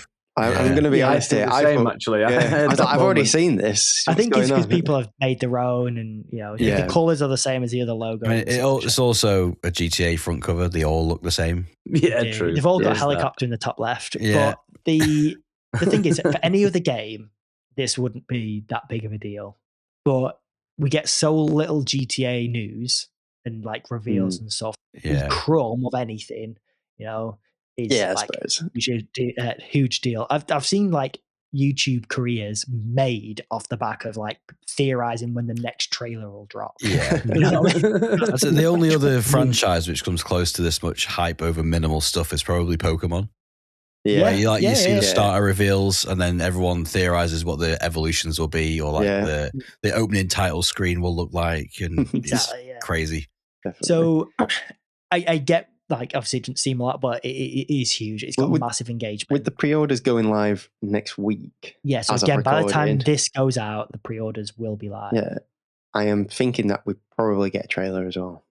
I hope so, yeah. At least. Yeah, you would hope. You would think so. And hopefully a gameplay trailer. Yeah. I don't know if you guys have seen on the website, a few people have shared it. There is like a flyover of Vice City in-game. Oh, okay. So there is a little snippet of gameplay if you watch that. Now, are there pre-order bonuses for doing so? They haven't. We don't know yet. They don't need to do that, do they? Yeah. But because otherwise, what's the point? You can just get it on day one like everyone else. That is always the argument. Well, people are theorizing, like, is it going to be more expensive? Hopefully not. I don't think so. I Uh, think it'll be the standard top price of a yeah, game, it'd be obviously. 70 quid. But yeah, there is a flyover of Vice City just to sort of whet your appetites. It's at night. It's kind of hard to tell. To me, I was kind of quite whelmed. I was kind of expecting to look at this and be like, "Oh my god, this is a game! What?" But it kind of just looks like a game. Yeah. Well, they really should have swapped out footage of actual LA at night. Yeah. But you zoom in and things look a bit not great. There's reflections missing on things. The water physics don't look great. I'm assuming to the average GTA player, they're not going to care about any of that. No, it's also super high up, so I imagine. Yeah. I'm looking at it as Red Dead 2 was incredible for the time, and is still now. This needs to be better because it's on a new console, and it's been however many years. And the hype that has happened with it. So it needs to look better, and so far it doesn't. Do you think it'll go with a realism route? I don't think it will. I hope not, but I hope it's like a mixture, if that makes sense. Not as realistic as Red Dead 2 was, but closer to that than maybe GTA 5. I like the idea. People have said you should only be able to carry 2 weapons. If you want any more, you have to go to your car and get them out your boot. Quite like that. Yeah. Cool, I like that, to be fair. Yeah. Like going to your horse. Yeah. I'm hoping for things to run out of fuel. Oh. It sounds stupid, but I think that will add to the realism so much. I've only got half a tank and I'm on a police chase. I'm hoping that you don't have to tap X to run. Yes. Oh, God, yeah. Let's hold it. Just click the stick. Click the stick and have X to jump instead of square or whatever it is on thingy. But hey ho. We'll see. Hopefully, this time next week we'll have pre-orders. Hopefully we'll have some gameplay. Fingers crossed. I like those deep dives that GTA, that Rockstar usually do with the voiceovers. Yeah. That we usually get. Mm-hmm. There needs to be one of those soon. Yeah. So, speaking of something that's already released, then should we do the Nintendo Direct? So yeah, why not? Yeah. Nintendo decided everyone else is doing the showcases. Let's do ours. So it was literally only 2 days after the Xbox One. And there was, it was okay. It was okay. We'll start off. The show. We'll be honest, I didn't watch it, so I'm gonna. I think as soon as I saw that there wasn't anything super big, I wasn't. I've caught up on what was shown, but to me, it was mainly third-party stuff, but we'll get onto that. It did start with Rhythm Heaven Groove, which we've already seen a little bit of. It's another Rhythm Heaven game. I've seen the meme of what's he called? The head of Nintendo, the guy who does the directs. I've seen the meme where it looks like he's. Oh no, that's later. A little bit of fun. That's later. Okay. Yeah. So that's good meme at the minute. Good meme. So, Rhythm Heaven have had other games. They're basically just like rhythm games, but they have a bit more it looks a bit more like. They're very hard, very precise timing. Games. WarioWare. It kind of almost looks a bit like that. Yeah. But all about rhythm. So, next up, I'm just going to basically give you a massive list of all the third-party games that are coming to Switch 2. Whoa. I'm not going to mention them all because there's too many. And this was... Don't take a breath. It needs to be a one-shot. Big breath in at the beginning and then go! Onimusha Way of the Sword, Dragon's Dogma 2, Stellar Blade, Rayman, Lords of the Fallen 2, Lies of P, Devil May Cry 5, Metaphor Fantasio, Space Marine 2, and more, all coming to Switch 2 now. Nice. I imagine not already now. Was on Switch, wasn't it? It's not now, by the way. I added that for flair. Because some of them aren't even out yet. Yeah. It's pretty impressive, though, the lineup. Definitely. There were some games there that did shock me, like Space Marine 2, Lords of the Fallen, when that comes out on a movie. Was it Stellar Blade where the meme was from? No. No. Oh, okay, yes. It's something with motion controls. Okay. So there was more as well, but to be fair, to me, that was most of this direct, which just kind of brought it down a bit. Yeah, there is some big reveals later, but for the most part, Orbitals, new trailer, still looks cool. It's coming out September 3rd. Game in it. 80s anime style. That's the very like It Takes Two co-op game anime. Yeah, as you said, like old school anime style as well. I'm going to say it right, Joe. You keep telling me off. Pokopia. Yeah, you did it. It's at 1.1 now. Now gets dive, so now you can dive and you can go under the water. That's a free update coming in August. Drowning. Yeah, but there is going to be a paid expansion pass coming soon too. I think it's coming in free waves. I think the first one is to do with dive as well, so you can build underwater. They're definitely jumping on. They've seen how well it's done and they've gone, right, more content. We need to invest more in this. Of course, yeah. Fire Emblem Fortune's Weave is coming out September 17th. Oh, that's bold. So another September game. But they showed a lot more. Joe, you're a big Fire Emblem guy. They showed 4. You could pick from 4 main characters by the looks of it. Oh, makes and they look quite a bit different to the usual Fire Emblem main characters. You say that, but there's so many like wacky and weird characters in the game. Any of them could be a main character. Well, one of them very much looks like a Marth clone. Alucard. Okay, yeah. Normally, you make your own character, don't you, for Fire Emblems? Do you? Nope. No. Never made. You get to pick from boy or girl, and that's about it. Yeah. Okay, yeah, but it's like when I say make your own character, it's kind of like a unnamed. It's you wake up with amnesia and you're trying to figure out who you are. Yeah. Whereas this one, it's you pick a character. That's sort of what I'm trying to get at. Yeah. Usually they have blue. I think the last few have had like blue and red hair, haven't they? Yeah. That's just Engage that. But then the one before that was blue. Kind of greenish, yeah. Violet. Okay. Yes, yeah. Yeah. But that's interesting. It does look good. To be fair, it looks like you're fighting more in a tournament than you are like going out and doing battles. No, I don't know how that's going to work for strategy. That's going to be odd. Yeah. We'll see. A new game called Ninjala 2, I think it's how you pronounce it. The Uncharted Planet. Basically, it's ninjas with bubblegum. Oh, I remember this from a long time ago. It looks a bit Splatoon-y, doesn't it? Very much so, yeah. Yeah. And you have baseball bats. Yeah, I think like you basically like use the gum to make different weapons and okay. But that's coming out next year. Yeah. I'd never heard of the first one, but I think it's got a pretty big cult following. Do you remember? Well, obviously you remember Vampire Survivors. Well, they're doing one for Jujutsu Kaisen. Oh, okay. And it literally just looks like Vampire Survivors. Oh no, that's coming out this year. I think it's actually in collaboration with them too.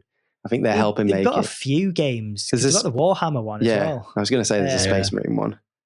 Fine. I just kind of feel like could they not do them as like skin packs? But yeah, new levels or something. But it won't be that much, I imagine.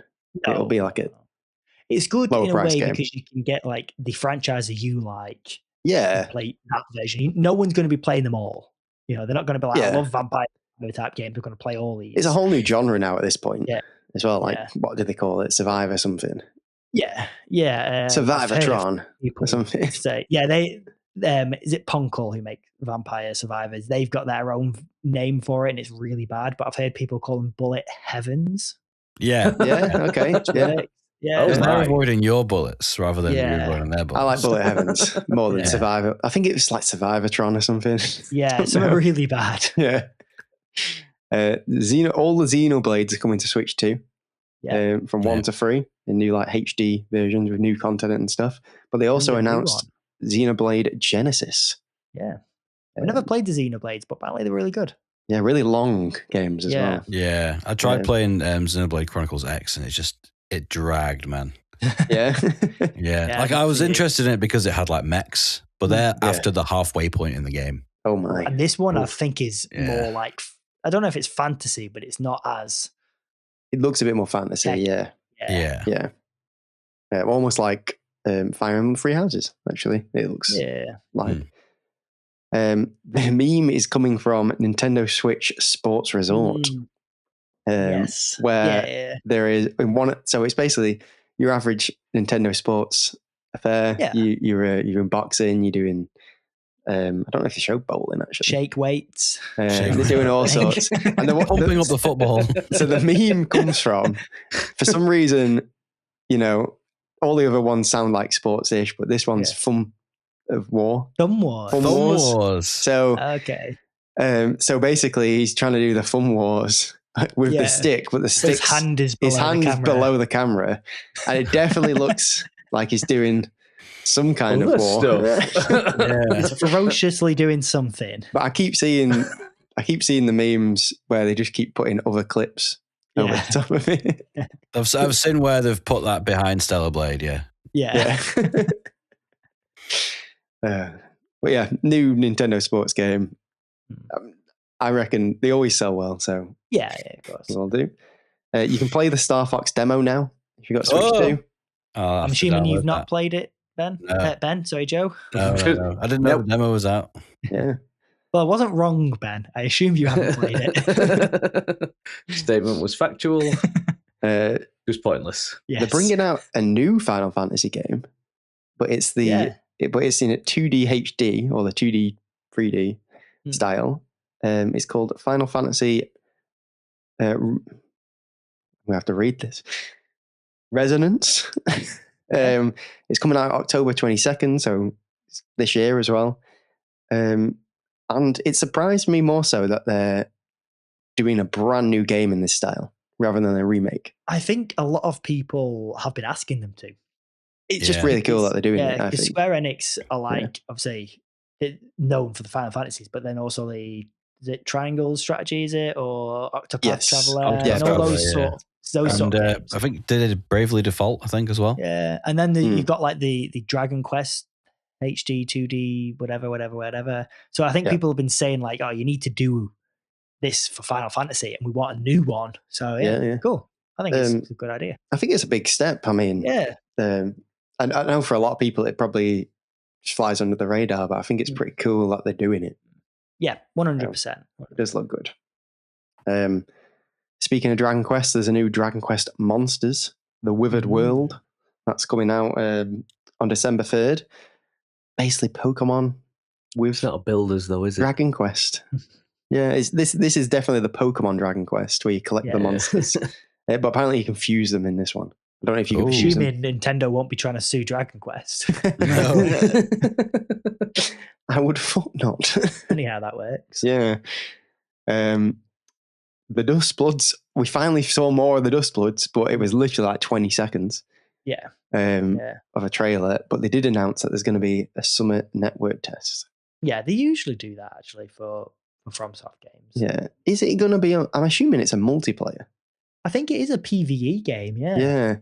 Like a multiplayer PvE thing. Yeah. So. And with a summer network test, I can only think that it's close. It's a co-op only game, isn't it? I think so. Yeah. I think it sounds like it's going to be similar to Night Rain, to be honest. But so bizarre to me that that's a Switch exclusive. It's just not a console that I think about multiplayer on other than... Or theming that dark. Yeah. No. Well, I wonder if it's a timed exclusive, but probably not with FromSoft. They don't usually do timed exclusives. No. So Bloodborne will be out by now. Yeah. I'm looking forward to seeing more anyway. Yeah. Splatoon Raiders got another little trailer, but it's getting another deep dive direct on the 30th of June. It's coming out on July 23rd, so really right around the corner as well. Deep Down was that Capcom game that looked really great at the beginning of PS4 and it never came out. I don't remember that at all. I don't remember that. It was in a cave with a dragon and knights. Deep Down. Oh, really cool. You got to look into it. Yeah, from PS4. It was like right early on the PS4 era. And Capcom announced this game. It just never came out. I think people reckon it maybe got made into Dragon's Dogma. Okay, yeah. That makes sense. No, it's cool. Random. So, like Xenoblade, all the Kingdom Hearts are coming to Switch 2. All of them, or just the main line? All of them, because they're doing the collections where you can buy the collection itself is over 500 gig. What? Nice. Yep. So you have to get some massive memory card to download the whole thing. Why? Because like Can you not games... download it in parts? Because I remember maybe I've got the collections downstairs. God, you'd hope so. And they're like so they're in 2 parts, and that doesn't include Kingdom Hearts 3, whereas this collection does. I don't understand why they need to be that big, because a lot of these games came out on like PS2, where games weren't. They were like a couple gig most, surely. They might have had massive texture pack upgrades or something. Yeah, but I think they probably have. They probably have. But 500 gig seems ridiculous if that's the case. But it's still less than some Call of Duties. Yeah. It's actually not. That's the scary thing. But then, out of all the showcases they could have shown this, they decided after that to show Kingdom Hearts 4 gameplay. Yeah. With a new trailer. Madness. And I've heard it doesn't look that great. To be honest, like I saw it and I was like, oh my God, they're actually doing it, Kingdom Hearts 4. They've announced it before this time. Yeah, of course. I don't think, graphically, it looked a bit rough in my opinion. I'd like to retract what I said about 500 gig. It's actually 131 gig. Okay, 131. That's on PC, it's 200 gig. That makes sense to me, because you've got the original 2 collections and then Kingdom Hearts 3 as well. Okay. Top of it. Yeah. So that makes sense. Yeah. I reckon you can probably download them separately as well. Yeah. You will still need to buy a new memory card to download it, though. It doesn't come with that much internal memory. Yeah. Yeah. So, Sora, I feel like he's going through his emo phase a bit late. Yeah. Hasn't he gone through that already, like when he became a Heartless? I don't know. In this, he's got like a hood up and he's got like black hair, doesn't he? And it's got a bit of a fringe. Yeah. It showed some other characters. Now, I just thought they were new characters, but apparently they're actually characters from some obscure online mobile game that only came out in Japan. And they're now part of the main. Now, obviously... Yeah, but if you haven't played it, you're not going to understand the story. Yeah, because it's an integral part of the story. I feel like every other game, apparently. I feel like it is so... They've done it wrong. 100%. Like the mainline game should be the mainline stories. Everything else should be so side. It shouldn't even be like... Agreed. I mean, I like them. Like, I played them, and yeah, but you shouldn't have to play, say, the obscure Japanese mobile game to understand the story. You can't acquire in England now. Yeah, they're so cheesy. Like, it's unbelievable. So I'm not even playing it for the story at this point. It's just fun to play. But I don't know. I'm a bit skeptical about 4. I'm surprised that they showed it at Nintendo's Direct and not at Summer Games Fest or anything like that. I just can't get over the idea that Goofy and Sephiroth would be in the same room, never mind the same world. It's just not right. No, it's a bit goofy, isn't it? Yeah. Also, Donald Duck being the most powerful magic user in all of Final Fantasy. Yes, yeah, he can use, what is it? Xenophus Fire or something, or Zenith Fire or something, and the only other being that can use that move is some dragon, some ancient dragon. Yeah. Crazy. Zeta Flare, I think you're thinking of. Yeah, that might be it, yeah. Anyway, that weirdly big announcement aside, the last one more thing, they showed a very small trailer for The Legend of Zelda Ocarina of Time remake. Yes. Coming out and are indeed, Ben. I did watch the trailer for this. They've tried to make it look too realistic, I think. It looks a bit uncanny. I think it looks too much like those Unreal projects, where fan remakes, and it'll literally be fan remakes Ocarina of Time in Unreal Engine 5, and it doesn't look right. Like it's fine. It doesn't have the character of the Zelda games. It just looks like human assets resized. I've seen loads of people say, "Oh, they hired that guy to make it." I'd have to see it more in motion, but to be honest, looking at the short teaser and the stills and stuff, I kind of hate it. I definitely don't. Yeah. I think I disagree with that. But to me, just because it looks soulless, it looks like that Unreal Engine 5 remake. It's the same thing you see with Mario, or even the AI remakes. When we see it in motion, maybe it doesn't. All we're seeing basically is like Link on his bed. Link on his bed, and then it did like a storybook sort of thing before that, like going over a canvas or something. And then we just saw Link in his bed. That was it, asleep. It's the highest rated game of all time. Yeah. People say it's the best game ever made. I think it's smart for them to do a remake. Yeah. Second remake. Technically, I suppose. I'd say this is the first remake. It did get. I don't know if you would class it more as a remaster. It was 3DS. a remaster, yeah. It's a remaster and a port, really, but it does look better on DS than it did on. It really, it's a lot better. Yeah. But this is like full on remake. I'm very curious to see if they change any of the gameplay. What it actually looks like in motion. I wonder how it holds up, because again, like people saying this is the best game ever made. Yeah, fine for was it the 90s it came out? You're going to be comparing it to Last of Us 2. Well, it's it's two different eras entirely. That game coming out now with the same gameplay, does it actually hold up? Well, this is what I mean. I want to see what they actually do with it, because I can't imagine they keep the Z lock on or whatever it is. No, you'll be able to move the camera. Yeah. But then does that take away?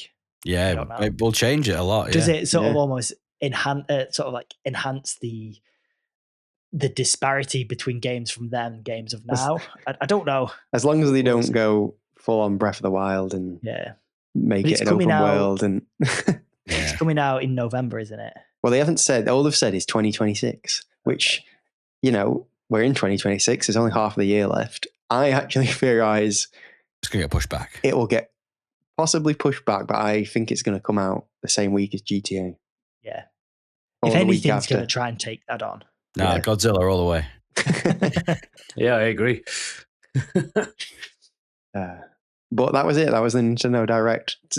It probably was. It is decent, but the worst, best Direct I've ever seen. That's what people are saying online. It had a mega one more thing at the end. Yeah. It was very heavily rumored though beforehand. Yeah, there wasn't a lot of new announcements. Yeah, it was basically just beefing up the Switch. I was hoping for more Pokemon Wind and Waves, but usually they have their own Direct. I don't think we're going to hear more about that until next year. Yeah, because it's not coming out until next year.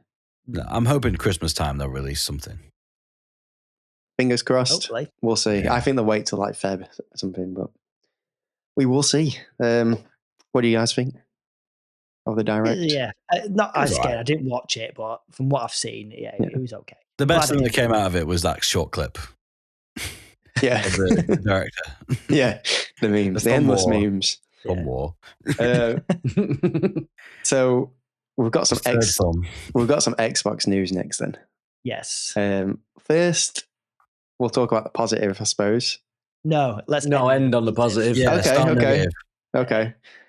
So otherwise, I'm gonna have to just shout puppies or something afterwards to try and cheer us all up. Just put puppies on the screen. Joe, edit in some puppies. Well, not yet. Of puppies. So Asher Sharma, after considering the showcase, big Xbox showcase happened a week and a half ago now. Yeah. She basically came out with a statement saying that Xbox is about to go through an 100-day reset, and basically said there's going to be some. It's going to be mammoth. It's going to be Xbox afterwards is going to be different to Xbox before. She said some people aren't going to like it. Is it a capital letter change? Well, the last capital X, lowercase b. Oh my, mammoth. And it also comes off the back of what's he called? The head of the CEO of Microsoft, Satya Nadella, I think he's called. He's come out and said it's about time. You can't blame Microsoft for not giving Xbox a chance. It's about time that Xbox becomes a profitable business or something like that. Yeah. After 25 years. So, but he also admitted that the hardware that we were talking about before has really hurt Microsoft. And I was just like, that's you. You've done it. You've done it. Definitely, yeah. You and your co-pilot nonsense. So this a lot of this is off the back of I think either before or in the sort of the announcement Asher Sharma made. It was, since she's taken over as Xbox chief, I think she was saying memory hardware has doubled in price. Yeah. And expecting it by Christmas to be 5 times more expensive than it was. I think it doubled in price last year, then it's doubled, and she said it's doubled again since she's taken over. Christ. So by Christmas, it's expected to be 5 times more expensive than it was last year. Yeah, like 2 years ago. Yeah. Which is nuts. Yeah, it's crazy. Absolutely nuts. And obviously they can only offset so much of that with increased console prices because no one's going to buy it. No one's buying it anyway. But the more expensive you make it, it's less likely that people buy it. Yeah. So then what do they do to try and recoup some money? Well, they can look at their spending, which is obviously on staff and teams and stuff like that. Get rid of Microsoft Teams. Everyone hates that. So they can look at the forced updates. Spending, can we cancel them? And they can look at the revenue in, and that's the equations they're basically having to try and balance. Get open Microsoft Excel.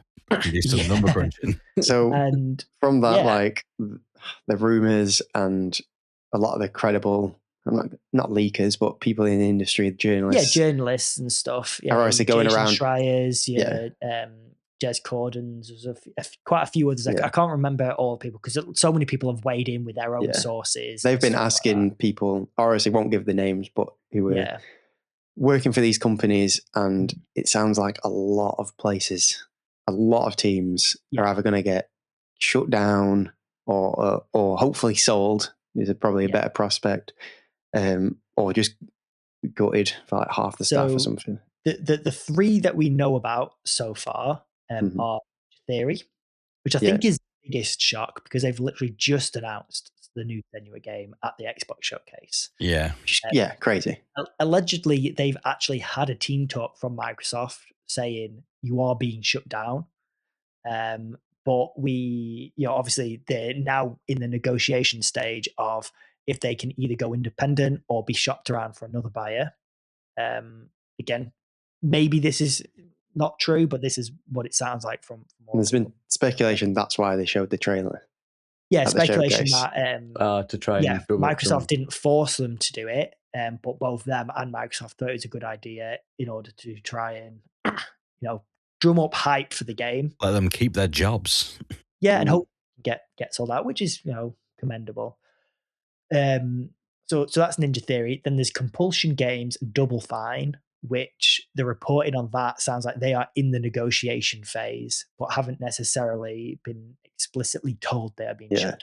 So Compulsion Games, Double Fine survived without Xbox anyway. So Double Fine they weren't particularly financially stable though. So they were doing a lot of crowdfunding for like Psychonauts 2. So then Xbox coming in helped. And obviously the idea of them going to Xbox was to bolster the Game Pass library. It was never to make loads of money.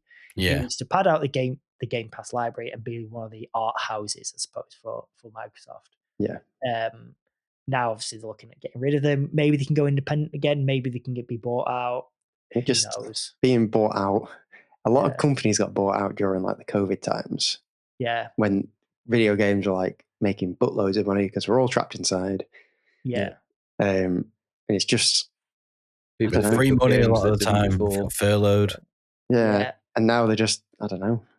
I mean, as you said, Brad, like Phil Spencer obviously went around buying all these studios so he could bolster Xbox's portfolio. They were never meant to make loads of money. Yeah, like Compulsion made South of Midnight, for example. Double Fine have brought out Psychonauts 2. They brought out Keeper last year, and Kiln this year, which wasn't particularly successful. But I think it was Matt Booty who literally said not that long ago, these studios, they're not there to make massive blockbuster hits that make loads of money. They are there as like the art house, sort of like almost Microsoft giving back to arts. To have these games that are like potentially like acclaimed, but they bolster the Game Pass subscriptions, and that was they appeal to their own crowd, don't they? A company that brings that crowd in. Yeah, I know. X amount of money to make the games they make, not to do anything different. And I know, like, it doesn't sound like to me from other stuff I've heard that Xbox are really making that much money. No, but like 3% or something like that. Which like 3% profit margins or something. Yeah, but Microsoft is definitely making money. Would sacking off a few of these companies even save them that much money? Yeah, I don't know. But then I think they're just trying to double down on sure bets. And salaries of game devs aren't high. Well, I think they are. I think this is a problem, especially in America. Oh, really? Yeah, and this is where you start looking at like games coming out of Asia, the amount of games coming out of Asia, and the turnaround is incredible compared to America. I don't know why, but the salary. So Compulsion Games, they just did South Midnight. All the sort of leaks at the moment is that game costs $100 million to make, which is a lot. Wow. To other games that like Clair Obscur costing 10. You know, 100 million is substantial, and it's not a huge game. I don't see where the 100 million came from. I like that game, but it's not 100 million. Yeah, but then you hear about like Gears of War. I've just heard rumors about the budget for Gears of War E-Day, and that's 400 million. Yes, I was watching a video this morning. I think it was Game Ranks. So shout out to Game Ranks, who was saying that the 400 million figure is quite widely disputed.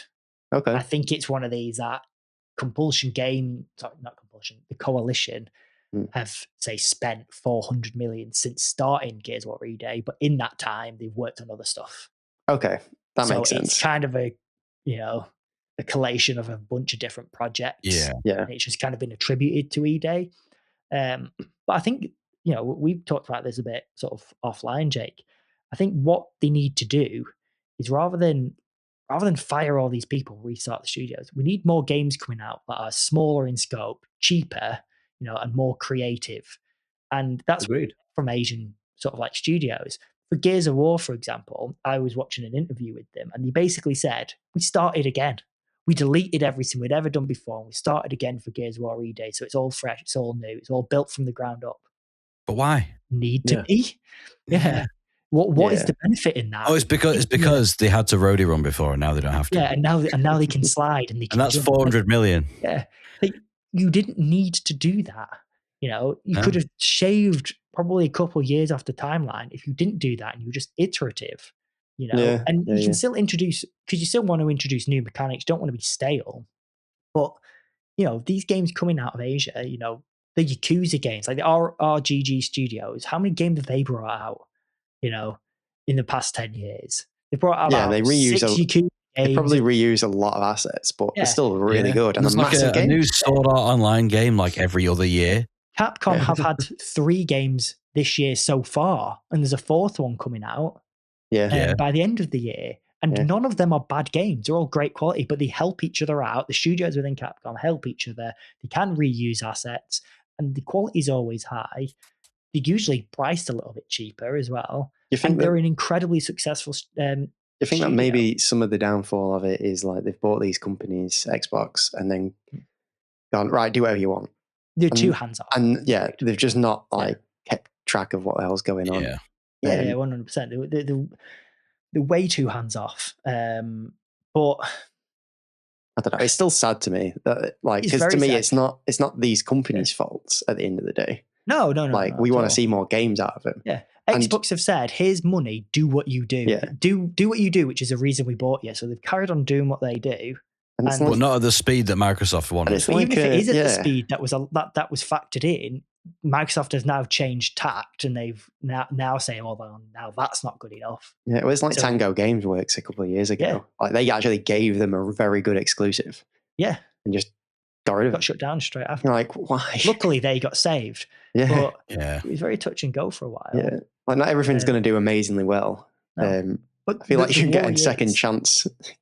The worry is they're going to come to the same conclusion that they need to spend less money on games and have games coming out quicker. But how are they going to achieve that? Yeah. And this is what I mean. Yeah. They're just going to go down AI. And this is what I mean kind of about they just double down on the sure bets. Like they've got Activision. They're just going to keep double down on Call of Duty. That already uses AI assets. Yeah. Even then, the last Call of Duty was a massive flop because it wasn't good. Yeah. And people acknowledge that it wasn't good. Now the new one looks like it's going to, right the ship a little bit, but they need to learn that they need these games to be good for them to succeed. Yeah. Not that hard of an equation. I know, but then on the same breath, they've just come out and started saying we're going to bring out exclusives again. So E-Day is an exclusive, Clockwork Revolution's an exclusive. But if you're not got any studios making exclusives anymore because you've just closed down all the studios, what are we getting in the future? Like to me, they've kind of said this as if to bolster the next console, Project Helix, and be like, we will have exclusives in the future.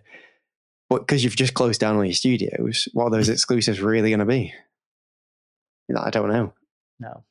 You certainly won't and get... are they going to be good? Yeah, I don't know. It's a very sad. Interesting time, and it's very sad. Hopefully we'll know more in the coming weeks, and hopefully a lot of these studios will successfully negotiate either independence or find another home. And it's not just these. Like there's talks of like Obsidian having members take it. Like I think Obsidian should be fairly safe because they 100%. Most other studios have brought out multiple games. Not all of them have been huge successes, but they're at least good games. They're maybe not critically acclaimed, but they're still good. Then even Bethesda. Yeah. Arcane is looking in trouble, people are saying. Yeah. The remainder of Arcane are working on the Blade game. You know, they're in France, aren't they? Arcane. Leon, yeah. So I don't know. I don't know what the answer is. They may end up getting bought out by the French government because they have that scheme, don't they, where the government pays for games to be made as an art form. That'll be interesting. Possibly. Like my hope is, if these studios shut down, which will be awful, hopefully all these people will continue to work in the game industry and find new work with new studios and do a clear, get more clear obscure type successes with smaller studios with smaller budgets, and it becomes a reset, and AAA gaming kind of dies. I don't want AAA gaming to go. I feel like there's a few studios that make that work. You've got your studios like your Rockstars, your studios like your Naughty Dogs, who say what you want about them. You can at least see where that money has gone, and I feel like they are furthering the industry in that sort of upper echelon, but not every studio needs to do that. But the same, it depends how their release cadence too. Yeah, I can imagine Naughty Dog's spent a lot of money since Last of Us 2, and there's no new game out. No, but they did have a game cancelled, which wasn't their fault. So, who knows? We'll see. Watch the the good news. I'm depressed. Puppies. Or something good out of Xbox. And unfortunately, it doesn't have puppies in it though. It confirmed not to have dog in the new in the new Fable. But it does look good. We did get a big deep dive on 30 minutes on it, and it was more focused on like the live sim elements. Yes, where people can think you're an absolute wanker, twat, and whatever else they say, so it showed him like going into a shopkeep and wanting to take her on a date, but in order to take her on a date he had to fulfill certain like requirements. So then he had to buy a house, he had to buy a business, he had to do all this stuff. So it kind of showed first date. Wow. And then he took her on a date. It was successful, and then it showed him being a bit of an arse to people. Fired someone. It showed how they would react. It showed him hiring a beggar for his pub so that they could get a job. So then they liked him. It showed him fighting the law. So there was a bit of fighting at the end. Yeah, right at the end there was a bit of combat, which actually they were really good. Surprisingly good. I think the game looks really impressive. Definitely.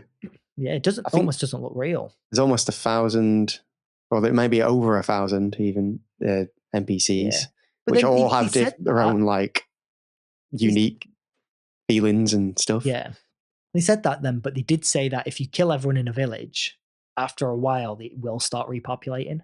Oh, okay. So I'm assuming it's like it starts with 1,000. Yeah. And then if you cull it by 100, it'll eventually repopulate another 100. Yeah. So I wonder how randomized it is. Yeah. So that'll be quite interesting. Yeah. My worry with the game is twofold. Okay. So they did spend a lot of time talking about the live sim elements, how you could get lost in it and spend hundreds and hundreds of hours. I think they claimed you could play it forever. Yeah. Essentially. Which is cool, but it's not why I play is that going? Fable. Yeah. It's like, is this going to be the last Fable? But on the back of that, we've not seen them do like an uninterrupted mission.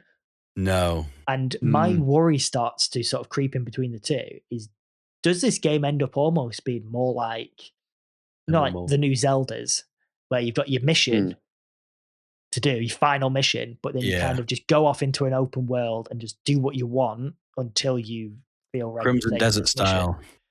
I would rather it be mission based with this open world. I think it's definitely got missions because it starts off with you talking to some guy about some talking pig, and the narrator specifically says like, you are here in this town to find out about some hero or something. Yeah. So hopefully that is the case. We've just not seen anything, and we've spent so much time talking about like, the open world and seeing all those different elements. I'm like, I just need to know there is a I know what you mean. Yeah, you can follow. Some of the dialogue, or several main quests. Some of the dialogue was a bit ropey as well. More so for the lip sync. The lip sync is atrocious. It's one of the worst I've seen. But I don't know why. But other than that, the game looks like stunning. The lip syncing, it's like one of the best games I've ever seen. The lip syncing on the pig was better than the lip syncing on the humans. And then there was a bit of dialogue that was a bit like, that doesn't seem to fit. Like somebody called him a rando or something, and I was like, doesn't really fit in the. It's a bit modern. World, but for the most part, I thought like the pig storyline was quite funny. Yeah, it was. Yeah. So I think ultimately, I think it looks good. I think you and this pig are having a bit of a thing, aren't you? Mm. Oh yeah, the pig was better. They're having a dinner. So should we move on to games coming up? Games coming up. Okay, so High on Life is getting a Switch release. Okay, cool. 1st of July. Is that the first or the second High on Life? High on Life 2. Sorry. Yeah. Avatar Legends, which is an anime beat 'em up. Last Airbender Avatar. Oh yes, I think I saw this. Yeah. It does look kind of cool. PS5, PC. It's like a fight. It's like a fighter, isn't it? It's like a. I'm going to say. It's a beat 'em up. Yeah. So it's a beat 'em up. Yeah. Okay. Yeah. Like Castle Crashers style. Yeah. Okay. It's filler. Come on, filler people. Oh, okay. Well, while Ben looked for the date, let's move on to Doom Revelations DLC. Yes. Yeah. So that just got shown at the showcase. You get a new spear, don't you? DLC July 23rd. July 23rd. Screw you, Joe. But thank you, Joe. July 23rd for the Avatar game. Yeah. Oh, it's just so close. And the Doom game, I actually don't know when that's coming up. So we're all doing very bad. Oh, it's gone really well. This is what this segment's supposed to be. This segment was always this. Well, the Doom DLC is July anyway. I think that covers it. Moonlight Peaks. It's an Animal Crossing-y style game. Little cozy. More of not a town builder as such. You sort of build your own house by the look of it. Cool. But you're a vampire, and it's set at night.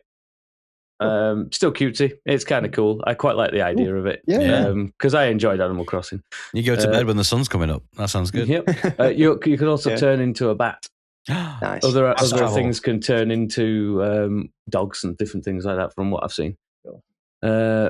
PC and Switch 2, 7th of July. On Switch 1? Unsure. It is. I've got a list myself. I just got Switch 2. Because there could have been a comma, to be fair. Yeah. Backyard Baseball, just a cartoon home run hitter type. I think it's like a party game, basically. But it looked kind of cool as well. 9th of July, XS, PS5, PC, Switch 2, possibly Switch 1. But again, we don't know this stuff. Now, I put this in just because I was a bit confused, as I haven't seen anything to do with Digimon for 3 decades. I'm Stranger. Yep. I think it's already out, but it's just coming to Switch 2. Yeah, coming to Switch 2. That was what I got with Storytime Stranger. Yeah. Splatoon Raiders, as we spoke about previously. More Splatoon fun. Woo! Oh, that's I didn't know that was coming out. Looks like you're on an island of some kind, and it has wonderful Splatoon-y stories. It's like the salmon run mode from Splatoon 2 and 3. Yeah, this is the first time it's got like a proper story mode, isn't it? Yeah, an offline game. Yeah. Cool. I like the world. I thought it was cool. Yeah. 23rd of July, Switch 2. Assassin's Creed Black Flag Resynced. I think that's feel free for it to go. Yeah, that's definitely the big one. Yeah, agreed. 9th July, PC, PS5, X, and S. Good. Now, There's one I don't really know how to say. I've only ever read it. Guri. Gurei. G-U-R-E-I. G-U-R-E-I. Yeah. Gurei. Yeah. Gurei. It looks definitely how I said it. Really cool. 2D side scroller, platformer in nature, a bit like Hollow Knight looking. Oh, okay. But it's Japanese inspired, so she's wearing silly clog things and is a samurai. Looks really cool. I reckon that's under the radar one for people. I've just seen it. Nice. Hooray, I would have said. Hooray. PC, PS5, Switch. Yeah.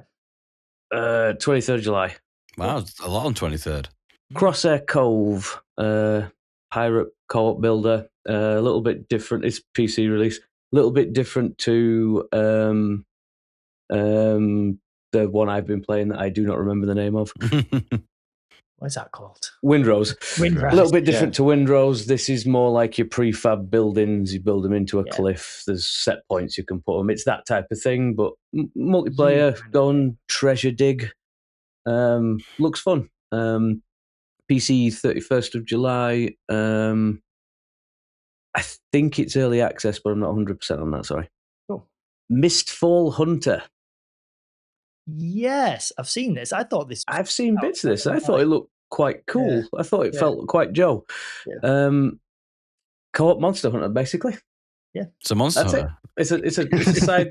It's nothing related to Monster Hunter. It's its own thing, but you hunt monsters. Oh, I genuinely thought this was already out. Maybe I've just seen a lot of people play like an early thing. 29th of July. Cool. PS5, XS, PC. I'm going to bring this up again. I think I brought it up before, or maybe we spoke about it in the thing. Attack on Titan 3, the Attack on Titan game. Yes, we had that in the last one. No, it was in Summer Games Fest. It's in Summer Games Fest. This is where I was getting a bit confused. Yeah. There's still no dates anywhere. And it's just supposed July. to be July. Yeah, it says July. Well, so whether that gets shoved back or not, just unconfirmed. Well, speaking of getting shoved back. Oh, yeah. Dench Attack got shoved back from June, which is, as of recording, supposed to be 3 days ago. I was waiting on the store on the 15th, thinking it was coming out on the 15th, and it said, releases 17th. I was all right, cool. I'll wait a couple of days. Go on the store. Oh, it's still not out. Why? See, as I got burnt by Terminator, it's your turn now, Joe. No. that comes out in July. So when's it coming out in July? July 15th. July 15th. So a whole month pushback. Okay. Yeah. And then the other super big one is Halo Campaign Evolved for the PS5. Yeah. And Xbox. And Xbox. Okay, imagine if it was really just PS5 and PC. Yeah. I mean, the way Xbox is going, True. No. Well, that's the big point to it, though, isn't it? Halo on PlayStation. Yeah. And it is just a campaign, isn't it? You can do it 4-player co-op, but there's no horde mode. There's no multiplayer. You pay extra for that later. Come on. I think we were talking about this at work, Jake. Again, I would like to own it just to own it on PlayStation. Yeah. Just to own it. No other reason. It's because it feels wrong. It'll probably be the only one. Yeah. I'm waiting. I think so. I'm waiting for the press X moments. You know, press triangle. I want to flip square. Yeah. Oh, I don't like it. Yeah, I want to flip Warthog's the big one for me. That's going to look weird. That is the bottom of my rapid fire list. I'm going to throw in a couple. One I'm really not interested in, but it is a big deal, is College Football 27. I did see it and skipped it. July 9th, PlayStation, PC, and Xbox. The Mound, Omen of Cthulhu. So that's one where everyone sees something different, isn't it? Yeah, so you put it in the Discord, didn't you, Joe? Yeah, basically it's a survival horror, maybe not survival, but it's a horror game, multiplayer, but everyone has different sort of like psychological effects, so you all see different things and you don't know whose is real. Quite interesting. And you might end up even shooting each other. Yes. Yeah, which I thought is quite a cool. Yeah, it does look cool. Yeah. So that one is coming out on July 15th, Xbox, PlayStation, and PC. And then I want to say that might be, that's pretty much the end of my list. Yeah. Okay. Sweet. Nice one. Well, I will quickly do some socials. Yeah. So, best place to find us straight away. Best place to find us is the Discord. join the Discord. We're always talking about stuff. Everyone's usually chatting about games coming up and maybe the controversies around Xbox at the minute as well. Games they've completed. Yes. So that's probably the best place to find us, but we are on all the other social medias, Facebook, Twitter, Instagram, the list goes on.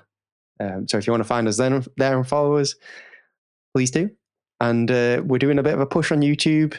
Ben's doing a live stream every Wednesday. It's usually a retro Wednesday, though this time I think you played the Backlog game. Yeah, I tried to do the Backlog game right before we record for it, just to get people an idea of what it looks like. You can just jump back, and that's once I've done it, that's there forever. Not nervous at all. And it would be lovely for you to like and subscribe. Yeah, absolutely. Do that everywhere. Tell a friend. Tell a friend. Stuff. Tell a friend's the big one we always say. Just tell one person. That'd be great. Anyway, I think we should. It's been a long episode already, but we should probably move on to our Buried by Backlog section. Buried by Backlog. This month was my choice, and I picked Dishonored 2, mainly because we picked Dishonored as our very first Backlog game, and we're coming up to 3 years of the podcast. Yeah. And he told a lie in the first episode. Anniversary. I told a lie in the first episode. Yeah, he said, "I'm gonna play 2." 3 years later, never did. Yeah. He didn't lie. No, he didn't lie. He has done it. It just took a long time. I think it was forced. I think I said at the end of the very first episode, I wasn't like chomping at the bit to play the second one, but I want to play the second one at some point. Yeah. So 3 years later, here we go. So he had to get through his backlog first. I did. So Dishonored 2 and all your backlogs. Yeah. Dishonored 2, obviously, like the original, is made by Arcane. Arcane Studios. It is kind of it's like a life sim action game. Not live sim. Not live sim, like a simul. Yeah. It's got a name though. Yeah. I know exactly what you're thinking of. I'll think of it, but yeah. I just saw it as an action game. Yeah. It's an action stealth game. Yeah. The sim is a certain let's see if I can find it. Yeah. But essentially you have powers and you're stealth. You don't necessarily have to, but you're stealthing your way through these like complex levels. I did not. Where you correct. Can choose whether to kill or not kill people along the way. An immersive sim. Immersive sim's the word. That's what I was thinking. Yeah. So quick thoughts, guys? I like this much better than the first one. Okay. Yeah. It's at least 3 times better than the first one. Wow. Okay. It grabbed me, for one. That's fair. Yeah. I think for me, I didn't play much of the first one when we did it for the backlog because I'd already completed it back in the day. So I just like refamiliarized myself. And I think it's an important caveat to say when you start the game, you do get to pick as either playing as Corvo, who's a character from the first one, or Emily, who's his daughter, who's kind of a new playable character in this one. I know me and Jake picked Corvo and Joe and Ben picked Emily. Is that right? Because it seemed more thematic to the game to pick her. So I picked Corvo, and for me, it was very similar to the first game. Like, even though it's been so long since I played it, it felt very similar. He gets the same powers as the first game, essentially. So to me, it didn't feel like that much of a step up from the first one. However, it's a formula that worked very well. So I think it's not. I think it was in terms of like. So the first one had levels, very open levels where you got to go around and do a lot of stuff, but this felt a bit more, I feel like the levels were better. Yeah. That makes sense. Like, yeah. What about you? I mean, the moment-to-moment gameplay was... Yeah, I see what you mean. Ben? I thought it was really, really good. More of the good stuff for me. That's how I viewed it in general. Yeah. As an over. Okay, well, we should probably... Gameplay is going to probably encompass most of it. A lot of this. I don't want to get too far into the randomness that is my play. Yeah. Well, let's talk about gameplay first. And I suppose we'll talk about the combat. Probably a good start. As I kind of alluded to before, there's a lot of ways to play these games. And that's why it's an immersive sim. Because you can go in and you can decide not to kill people. or you can go in and kill people, and you've got a vast array of weapons and powers to use in this process. And how, depending on how you approach like killing or not killing, not only affects your ending, or the possibility of different endings, but it can affect your run as well, because I believe if you kill people, like more rats spawn, and then rats are dangerous. So that's the first one where the rats spawn, but in this one, it's actually the blood flies. Okay, but rats do still spawn. They do. Yeah, they do. They do. I got a great bone charm at the very beginning that allowed me to get health back by killing rats. Yes, I got that one. And blood flies. Yeah. So I used to run up to the blood flies and just start swinging. Yeah. Health pack over there. Hanging on the wall. So you got yourself, you got your action, and then you were saying then about the bone charm. So you got your powers, which there's various powers you can unlock, and to unlock powers and level powers up and level them up, you get runes. Yeah, you find them in the world. Yeah, so runes are dotted around the world. Usually in interesting places, might need a bit of a puzzle almost to solve to get them. You've got this like heart. It was in the first one, and once you equip the heart, it shows you on the sort of HUD where the runes are. It starts speaking to you. Yeah. Yes. But it also shows you where the bone charms are. So the runes are basically your currency to upgrade and buy new powers. The bone charms are like perks. Yeah, passive perks, and you can craft bone charms out of old ones to because you only get a few slots. Yeah. And you can compact a few together. Yeah, if you put points into the skill, because I didn't do that at all. I did, just to see what it was. Yeah. But,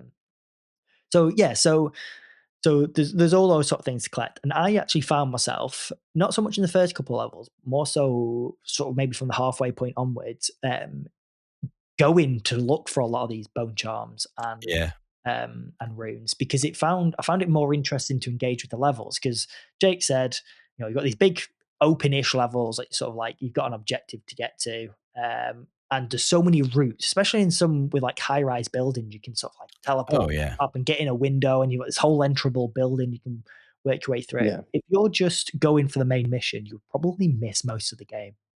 Yes. Yeah, you will. Whereas the bone charms and the runes, I feel like they're strategically placed to try and encourage you to visit most of the areas, and I found that was unlocking paths, see little side things that are going on. So the world is absolutely, the world is definitely a big part of the game. It's like maybe it's the biggest character, to be honest. Yeah, and it's genuinely best in class. Like the way the levels are designed, I think it's almost something that I wish games like The Division had done. Where they had a few buildings you could go in, but it said you could explore all of Manhattan. It's like, no, you explore the streets of Manhattan. You can't go in all the buildings. But in this one, you can pretty much go in every building you see. There's definitely some you can't, but it's very clear. The majority they'll be fully bolted up or something, or barricaded. But if there's even a loose bit of glass in a window, you think, I could probably get in there.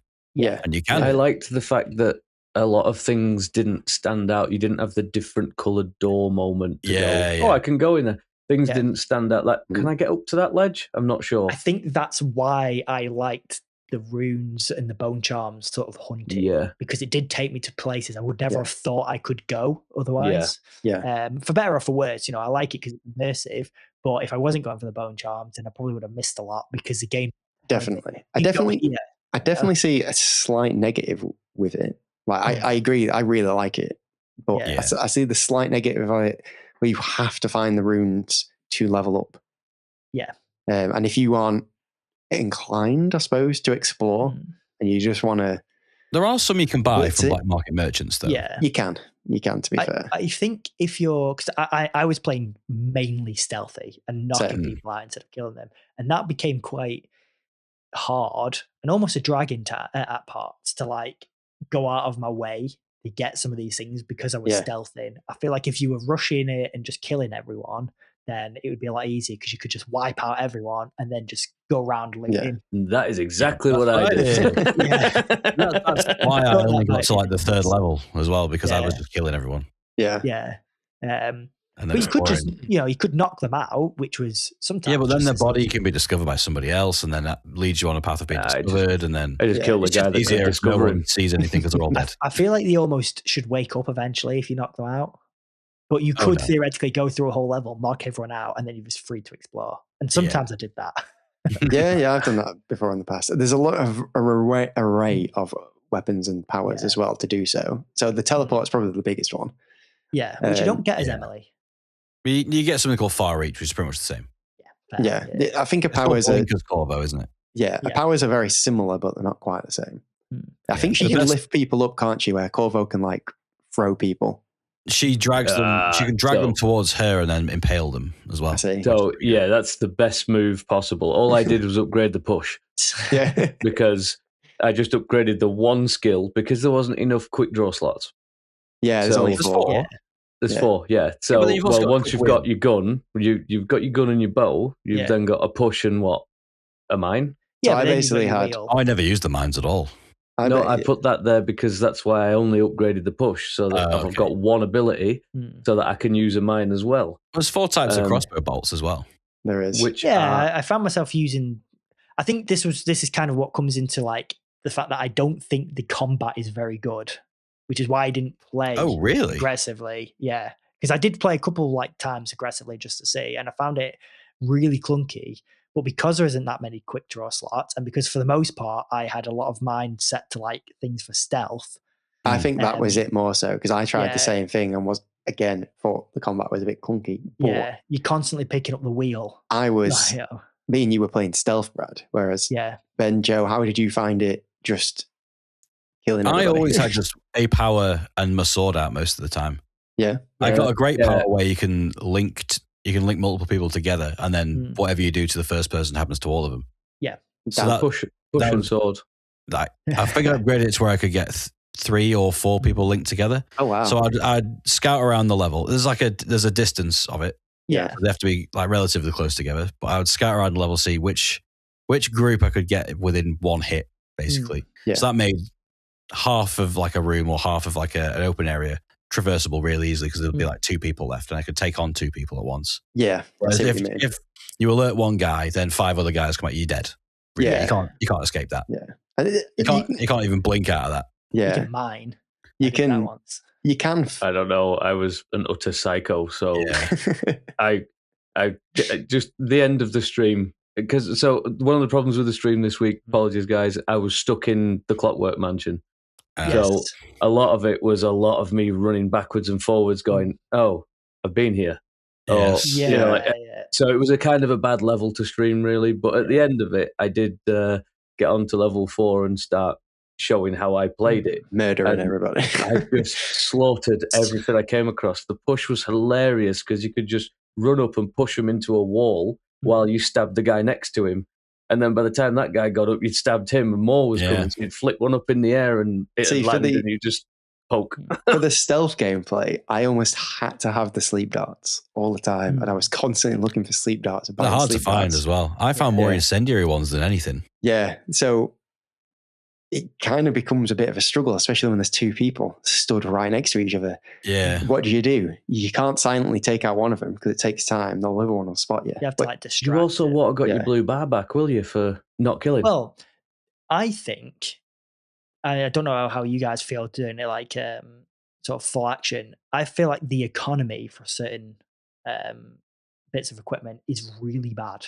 So the mana, awful. Blue bar. Like, yeah, I was finding blue potions everywhere. Yeah, but we killed Joe. Oh yeah. Yeah, and I was stealthing. And bear in mind, there was 2 missions in a row. So there was one mission where what I didn't realize is that loads of blue mana, but it automatically uses them.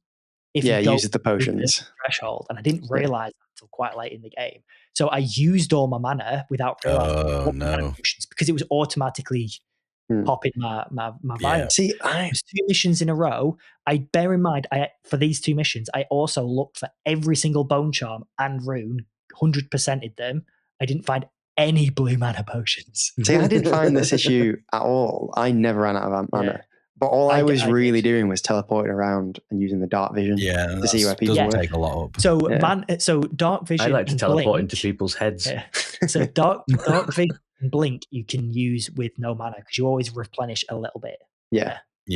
Always use them. And what I found I was doing is I was blinking and then just sat still, waiting for it to replenish, blinking again. What I would normally do is I'd blink to a location, look around. By the time I've looked around, I'd have enough to blink again. And that's fine, but I'm talking like when I'm trying to get up top somewhere, I'd blink onto a lamppost. Oh, okay. And there's not a lot of looking around I can do from the top of a lamppost. And then I'd blink to like a vent, a duct sort of thing, but I still couldn't reach the window I wanted to get to. So then I'd wait. And then I'd blink. So there was a lot of that. Because when I was using like the possession, which I used quite a lot, or the time slow, that uses a big chunk of your mana. I'd only get to use that a couple times in a level before I'd run out of mana, and then I stuck to just doing blink. And I get that, to be fair. And dark but I just never ran out of mana. But you just said you didn't use those abilities as much. No, I suppose. So that's the chain one did use quite a bit of mana, but as I was killing, you get quite a bit back. For the high chaos guys, for Ben and Joe, do you replenish mana as you kill people? Because I didn't know that. Yeah, right back up. You kind of use what you kind of get back what you just used. It's more on the stealthy kill side. You don't get it just for butchering them. And is a perk you have to unlock, isn't it? I don't think so. I don't think so. No, I think it just happens. See, I didn't get any of that. I know there is a bone charm you can get that allows you to replenish mana. Replenish mana from drinking water, and there's water everywhere to drink. Yeah, but I couldn't find it. There's definitely one for assassinating people. There's definitely one for assassinating people. But all the bone charms I was getting were health based, and I had an abundance of health potions. Like I was full all the time to the point where every time I found a health potion, I would drink one just to replenish the tiniest bit of it. Health. Yeah, I had an abundance of health potions as well. I didn't. You see, there you go. That's the other way. That's why health wise, I didn't have a lot of all the time. I was getting fruit off tables. I was doing all sorts to keep myself. See, because I was stealthy, I didn't need to. This is the two sort of avenues of play. You guys needed more health potions. I needed more mana. Well, I didn't even really need health potions. I didn't need either, guys. Just saying that. If you can kill 3 guys or 4 guys in one go, you only have to risk getting hit once, maybe. I will say I wasn't very. If you get alerted. I wasn't very good at being stealthy, as much as I wanted to be stealthy. What would normally happen is I'd take one guy out, maybe 2 guys, even 3, but then the other guys would spot me as I was doing so, and then I'd end up getting into some kind of kerfuffle where I'd have to parry to then knock them out, which you can do, which I don't think you can do in the first game. Yeah. So you could parry them, then punch them in the face, and then choke them out, basically, which I ended up doing a lot. So did I. I didn't go with the stealth route just because it took so long to knock someone out. If you could do the same like animation, but it bopped them on the head or something and knocked them out rather than having to choke them out, I would have done that. But because knocking them out was so much more risky, it was like, well, I don't gain anything from doing this, so I'm just going to kill them. Well, you get the better ending. You get the low chaos. Yeah, well, I didn't know there was other endings. Yeah, just loads of endings, by the way. No. But what I found with the stealth, obviously it's an immersive sim, so you've got loads of different options to address every single scenario. What I found is it could be a bit unpredictable, the game, and sometimes for better and sometimes for worse. I found the only viable way of playing it in stealth was quick save all the time. Yeah, that's true. So every time you wanted to engage with anything, I would have to quick save and do it. And most of the time, whatever I tried to do didn't do what I wanted it to. So there was one bit, it took me about 5 or 6 attempts to genuinely throw a glass bottle to distract someone. Because sometimes I'd throw it and it would... Because you throw terribly. Well, sometimes it would just shatter on nothing. I blew myself up so many times. Yeah. But just tried to throw the thing into a crowd of people, the like power thing, and I'd just go bang in front of me. So once I threw it, and instead of investigating the shattered glass, they investigated where it came from, which just never happens in games. You know what I mean? So I just didn't expect it. So I just had to keep reloading. Yeah. And I found myself reloading a bit too much to the point where I was getting a bit more frustrated than I definitely get that. Done. Yeah, because I got a bit like that as well. So that is, and some of the levels, the Clockwork Mansion one, the first time it introduces these like Tesla coils, where if you get close to them, you just get zapped and instantly die. I know you didn't see them, did you, Jake? No, I did. I did in the Clockwork. I just teleported around. I didn't know what was killing me. In fact, you can see that in the stream. I've just died again. Yeah, it took me a while to realize, and then when I did, it took me a while to figure out how to get around it. But again, it was quick saves, because when you die, if you don't quick save, you go back quite far sometimes. Yeah, you lost checkpoint. I only just discovered that as well towards the end, because I was replaying a lot. Well, you were on PC right then. Yeah. So if I remember, when I played the first game on PC, it's a button. You just press a button to quick save. Oh, right. I was on a controller, so it's... Okay. There is a button. It might be an F button. It might be something else, but there's a button to quick save, whereas on console, you have to pause it, hold right trigger. Yeah, the hold was doing me in. And it was just a bit frustrating. It didn't feel as quick as I get what you wanted to. And then the loading times weren't exactly short. They weren't long, but they weren't like instant because it's a bit of an older game. Yeah. So there was quite a lot of time I didn't feel like I was playing. I get what you mean. Just going back to the distraction thing, I always found that when I needed to distract someone, there was never anything around to distract people. Same. Fair. Only in areas where there was an abundance of people, there was no glasses or anything. But in loads of empty offices, there was loads of stuff you can pick up. So I was like, do I carry this around with me for the next 10 minutes just in case? Yeah. But no. You could throw them at people to like kind of... Yeah, I throw them at people and run up and... state, by throwing a glass at the balls and then the flinch state, so I could just one hit kill him. Yeah. I did feel like it's a bit restrictive in that way. Like you should be able to pocket a bottle at a time. Yeah. Even like getting the heart out to look for the runes and the bone charms, you then couldn't use your powers. Yeah, I think the heart should have been a separate button. Yeah, and you should have even maybe been able to put it in your right hand so you could use powers. You could still... Yeah, I see what you mean, instead of the sword. But you always got the sword. Always got a sword, so there's just a few elements from the gameplay perspective that just did sort of frustrate me. Do you think that's age related more? I don't think so. I think it's the design of the game. Like it didn't show its age in any way, to be honest. Maybe I found that, to be fair. I thought it was very good for came out in consideration. I believe 2016. It still looked like a great game. I thought it didn't look old to me. Yeah, definitely. Because it's very stylized. Yeah, the art direction was great. Yeah. Sorry, not my fancy, to be fair. I thought it just everything felt grimy and bleak, but that's the flavour of the game. 2016 is when it came out. Yeah.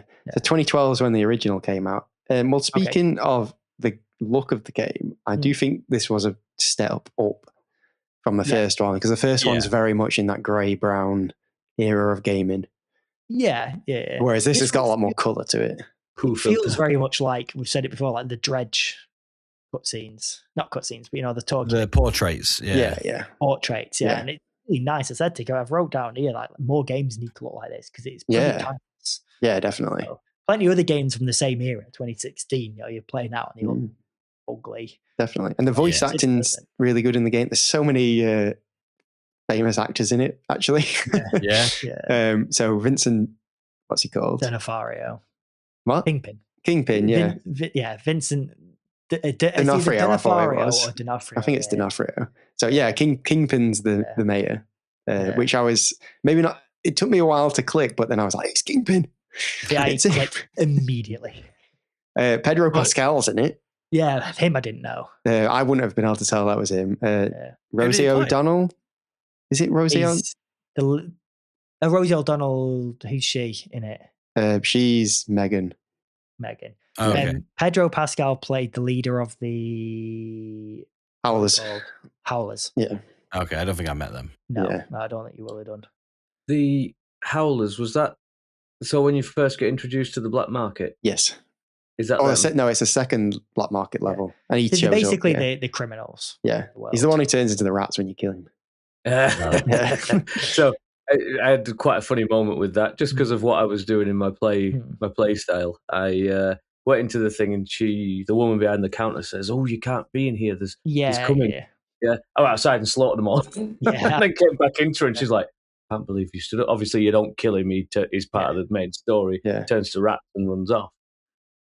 Killed his bodyguards and slaughtered it all. Came back inside, and she's like, "I can't believe you stood up to them." And I thought that was a really good show of the game, because you're not supposed to do that. Yeah, there's a lot of moments like that. And to be fair, we can probably move on to the levels now, because this is probably the most impressive thing to me.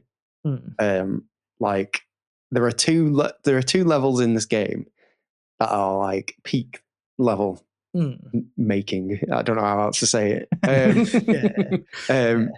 The Clockwork Mansion to me is really good, though it is a bit frustrating because it's a bit of a maze.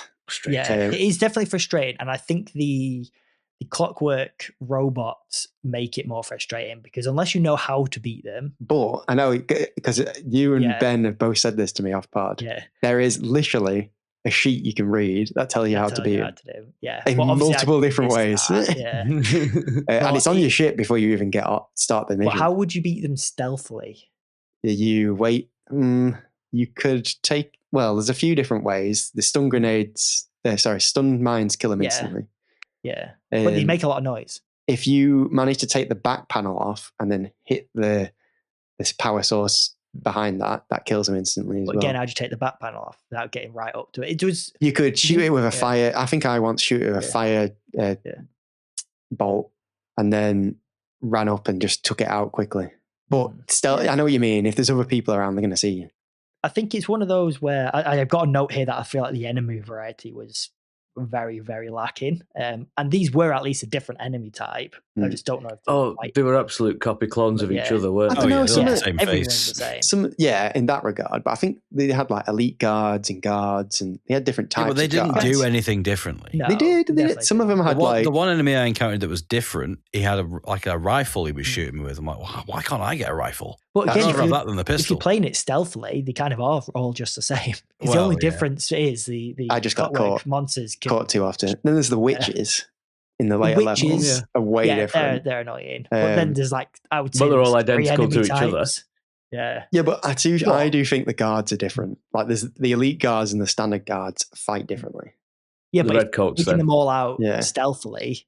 Yeah, no difference. you don't. Yeah, I think that's what I'm getting at. If you get caught, like I did many, many times. Yeah.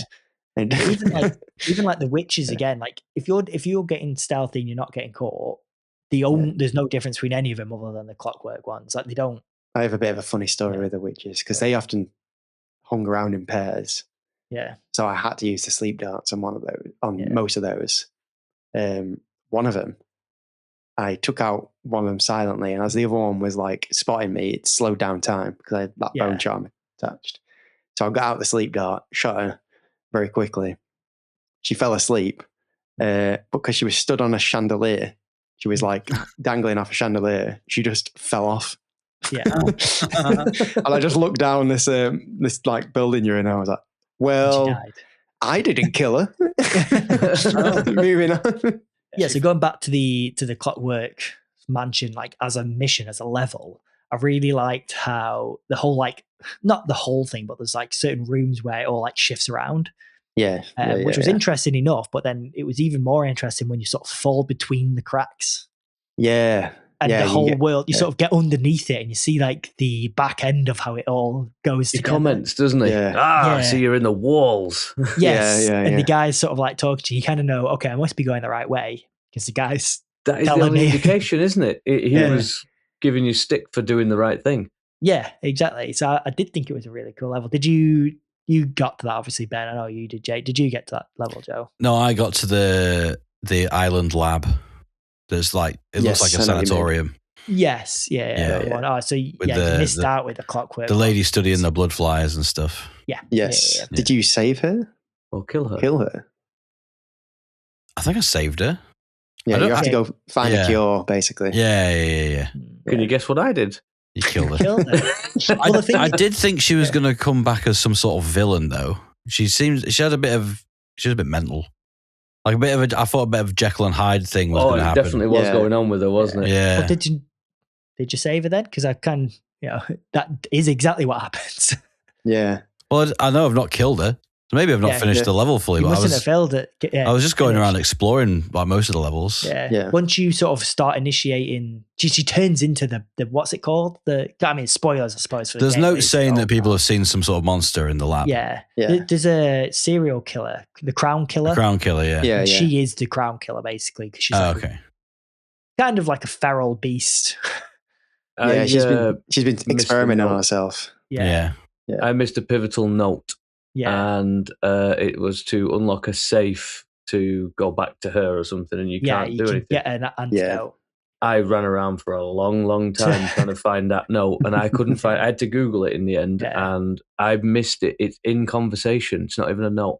Yeah. You have it with a conversation on a guy on a gurney, and by utter chance, I Googled some of the combinations because I'd missed the conversation. Yeah. Well, some I don't know if all of them are, but a lot of the combinations are randomized. Yes, that's the problem. So it was utter chance. I started doing some of the combinations thinking maybe I'll get it. I didn't. And I went back and changed one digit and it unlocked. And it was an absolute fluke. Yeah. Nice. So I do think that's cool that like it's not just a set combination. Yeah, even if they're on a note somewhere, the note will change what the numbers would be. Yeah. And you keep all your notes and all the information you find out through, even if it's like verbal, goes into your like journal.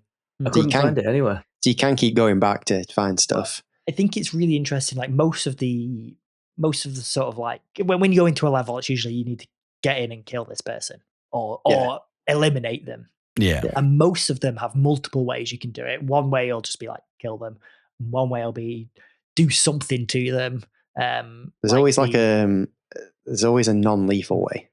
Yeah. And some ways are really interesting. And it makes it more interesting to try and like some of the non-lethal ways I swear are worse than the lethal ways. Like what you do to is he called Jinjos? I can't remember now. Yeah. The Clockwork Mansion guy. Yeah. What you do to him, which I'm not going to spoil, in the non-lethal way, I always like, maybe I should just put him down. Yeah. This doesn't seem very nice. You do have like ramifications. Yes. So I think the best example of that, which is the best mission in the game, and 100%. maybe one of the best missions that I've ever played in a game, full stop. Up until this point, I was like pretty mid on the game, but this mission turned things around. Was I can't remember what the mission's called, but you go to find a guy who's basically like gone insane, hasn't he? Yeah. He was a pretty key figure in something. I didn't really follow too much of the story, but he was a key figure and he's gone insane because of something he saw X amount of years ago. And you get into the level and you get this new device where you can travel in time. Which, bear in mind, this was on PS4, was it? Yeah. Yeah, it's basically a new heart type thing, and it early though, right? PS4. Yeah, it was early, wasn't it? 2016. So probably like mid. Yeah. Mid. Okay. You get this new heart type thing, and you press a button, and it comes with this little like screen. It's like 3 shards of glass with a screen. When you look through the screen, you can see the world you're looking at, but like 20 years ago. 3 years ago, it was. 3 years ago. Yeah, in the story. 20 years ago. 3 years ago.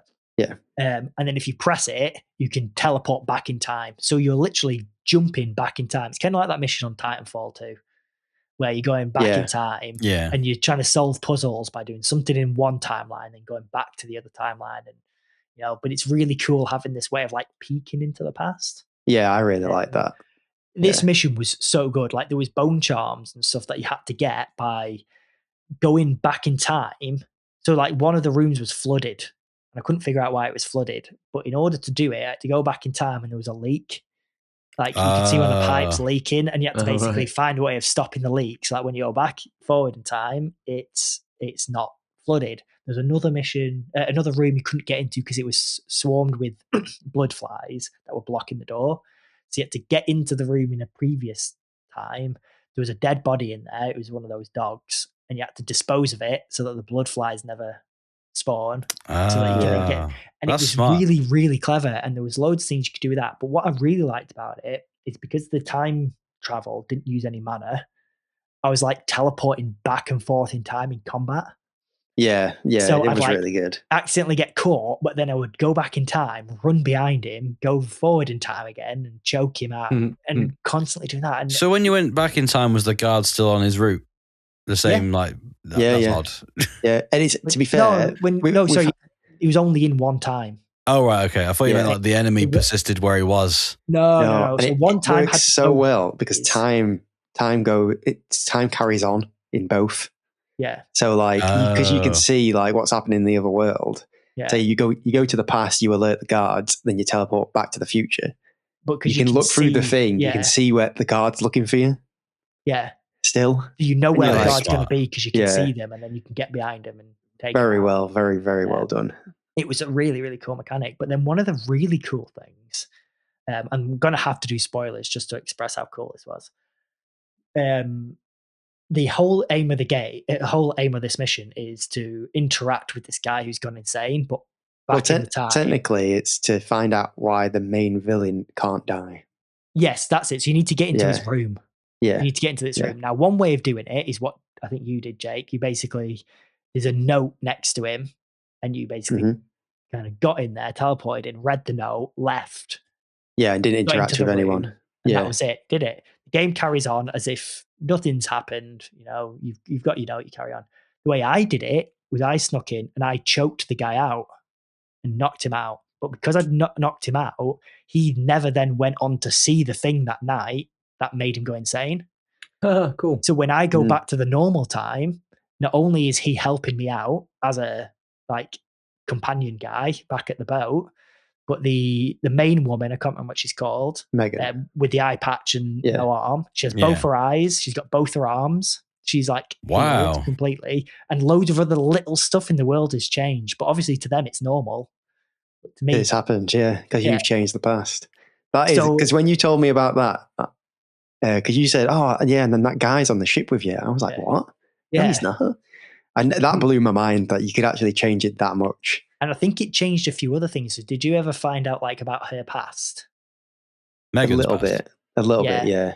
Did she? To be fair, I found out that she used to work for one of the bad guys in the first one. Fair enough. There are certain things I don't think do happen unless you do this. But I just thought it was really cool. Something I didn't realize I was even doing. Now, if you obviously kill him, it'll change things differently again. Differently as well, yeah. I've never really seen that in a game. And I thought that was really, really cool. So that mission, and then speaking with Jake about it afterwards, I thought was excellent. And then the next few missions are just kind of normal again. It's back to normal, yeah. So you don't keep that thing, the time thing. No, unfortunately. Yeah. I know. I mean, that would be a whole game mechanic, or you could base a game around on its own. Yeah, I think there's an explanation of why it only works there. Well, it's I can't remember what it was. I'm not going to say the god, but there's a otherworldly being that gives you your powers. He gives you the device. The outsider. He gives you the device for that level. So I imagine it's tailor-made for that situation. Yeah. In the lore. Are you and Corvo the only ones the outsider has given powers to?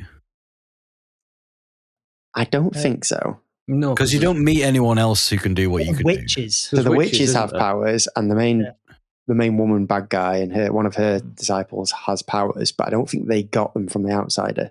They get them from the void, which is where the outsider comes from. I discovered there was people like me the hard way as I came out of the mansion and I blinked to kill this woman. She also blinked at the same time. I was like, wait a minute. He had the Spider-Man meme. He was like, you can do it. You can do it. Oh no. But there are other good missions. There's a mission where you can essentially pick a side between who takes over the Dust District. Or you can side with none of them. Or you can, like I did, I decided not to side with any of them and ship them both off to the mines. I won't spoil any more of that. Wow. But that made me laugh. I did like little bits of the world building. You can stand, if you're doing little stealth mode bits, you can hear the guards talking about the situation that's happening. Yeah. You can hear them, or when they see you, they go, "Oh, it's the Empress. Oh, the old Empress." And the way that they stumble over themselves when they're panicking, and they've made the world very real. Yeah, see, I never got those because I was Corvo. Yeah. I never got those, but I would have got different. So it's cool that you've got a completely different game. It encourages replayability in that sense. 100%. Do they assume that Corvo's the crown killer? Yes, they do. Yeah. I thought so. But the ending of the game, I didn't really enjoy the last mission. I thought it was a bit. I thought it was okay, but considering you get that massive time gimmick, it had no gimmicks in it. It was just a mission. It was, and it wasn't probably was one of the worst missions as well. But then the final fight, you can do it a bit differently, but it kind of feels like it pushes you into doing it in an action fight sequence, and it didn't work that well for me. Especially if you stealth the whole game or attempt to stealth the whole game. Yeah, so there was a few little elements like that in the back end, but it was really cool and how it all ties it together, all your decisions. It's not just good ending, bad ending. Yeah. It's very nuanced. So it's this person does this or takes over this district and this happens and then this happens. And there's just if you probably at the end of the Witcher games, it shows you that long tapestry of the things that happened. Yeah. Yes. Yeah, definitely. So it's not one ending. It's there's 5 or 6 different things and then maybe 3 or 4 different things that can happen for each one of those. Yeah. depending whether you were good or evil, depending on whether you saved this person or this person, depending on whether you sided with them or them, etc. And it changes it. Or if you just kill everyone. Well, if you kill everyone, then you get like the bad ending. But it's not a bad ending. No one's alive to know it's good or bad. To be fair, I wouldn't say it's like necessarily. There is one really bad ending with Corvo from what I've seen, but like that you have to be like really, really bad in that one. But there are the bad ending for getting high chaos and kills isn't as bad as I expected when I had a look online. It's kind of like you become the ruler, but you rule with an iron fist. Yeah, rather than like being a peaceful leader. Like I said, utter psycho. That's the way I went. Yeah. So it's not necessarily like evil, but it like hints towards maybe bad stuff happening. Agreed. Yeah. What did you think of the story? Well, what I got of it, I thought it was all right. It's nothing like amazingly groundbreaking. Yeah, it's the usual trope of oh no, somebody's possibly dead, so I will kill millions more. It was fine. The way it started to me just felt very much like the first game. Yeah. It was like, oh wait, I'm suspected again. Oh, okay. Yeah. I imagine if you delved into a lot of the notes and all that it probably will have fleshed it out quite a lot, but I didn't. So it was fine. It was serviceable. Yeah, it was I think twists and turns. The story, it's the right word. The story at its face, it's serviceable. It is. It's face value. At face value, it's serviceable. It's not about the story, but it's not really like. Yeah, as Joe just said, it's not groundbreaking. I wouldn't say it's just it gets you into the story. But then if you want more, you can get more out of doing the levels. I think the world, world building is way better than the story. Notes, learning about what's happening in that area and seeing what else is going on. Yeah. It's a thrust to get you into these locations. Yeah, definitely. To experience the game. Yeah. So should we do overalls? Just before we do. I know me and Brad finished it. Joe, you said you got up to, I think that was level... The end of the third level. 3, yeah?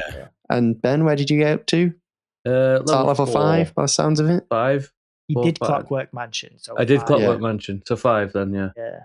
I think started Murderizing 5. Yeah. Cool. So, overalls. What do we think? Who wants to start? I'll start. I really enjoyed doing it. But one of the things that's in the back of my mind is, did I enjoy doing it because I was chatting to you guys about it? Okay. Yeah. The book club aspect. Would I have come back to it more if I was on my own playing it? I can't answer that. It is it's not that it didn't stand up. Yeah. It's not that it didn't stand up or anything.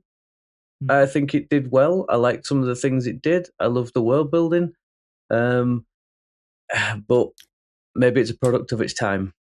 I think some of those elements of chatting to other people about it definitely bolsters it. Like I was saying, the time bending one, the stuff I talked about with Jake afterwards. And if you'd played the game at the time, you would have had that experience. Exactly. Definitely. Yeah. And then you can ask, like, how did you approach this and how did you deal with this? Unless you're going to do multiple replays, you're not going to see all those other very true. Yeah. Sort of elements. And if you really like the game, you probably would do multiple. Yeah. I was talking to one of my friends about it. Shout out to Jono. He did this whole game without getting spotted or killing anyone. Wow. He did one of his. That was to get one of the trophies or achievements. That's I'm assuming you impressive. Yes. Quick load. You can even do. Yeah, I think so. You can even do the game with no powers. You can decide. I feel like would be broken because. Yeah, you can decide not to take the powers at the start as well. Yeah, which is interesting. I feel like I could have done the Hitman element does attract me to it because of doing it your way. Yeah. I feel like I could have done it without killing, just with quick loads. For the most of the game, I didn't kill anyone, but then I kind of remembered that I did right at the beginning kill someone by accident. Oh. So, oops. Yeah. So there was no point continuing. So for the most part, I did it like 90% non-lethal. Same. But I killed the people I thought deserved it. Yeah.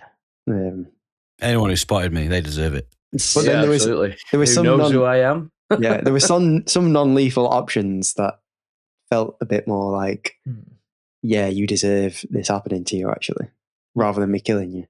like the mayor, for example. I won't spoil that though. So that's a recommend from Ben. Yes, I think it's a recommend, but like I said, unsure in some ways whether it was the book club element that made me love it too much. But you guys can decide that. Go play it. It's Joe. I'm really on the fence. Like, I really enjoyed playing it, but I know it's not my kind of game. Like, I would never have, if I'd seen gameplay of this, I wouldn't have been like, oh yeah, I'll play that. That looks good. But as I was playing it, I was like, this is kind of fun actually, and there's a lot of stuff you can do.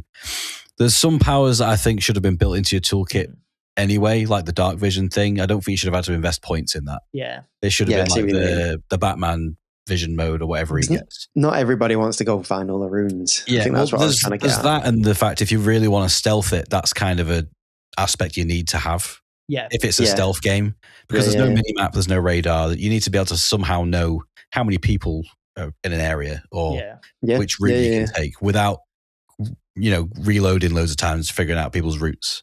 Yeah, but the other thing I didn't really like was the art style.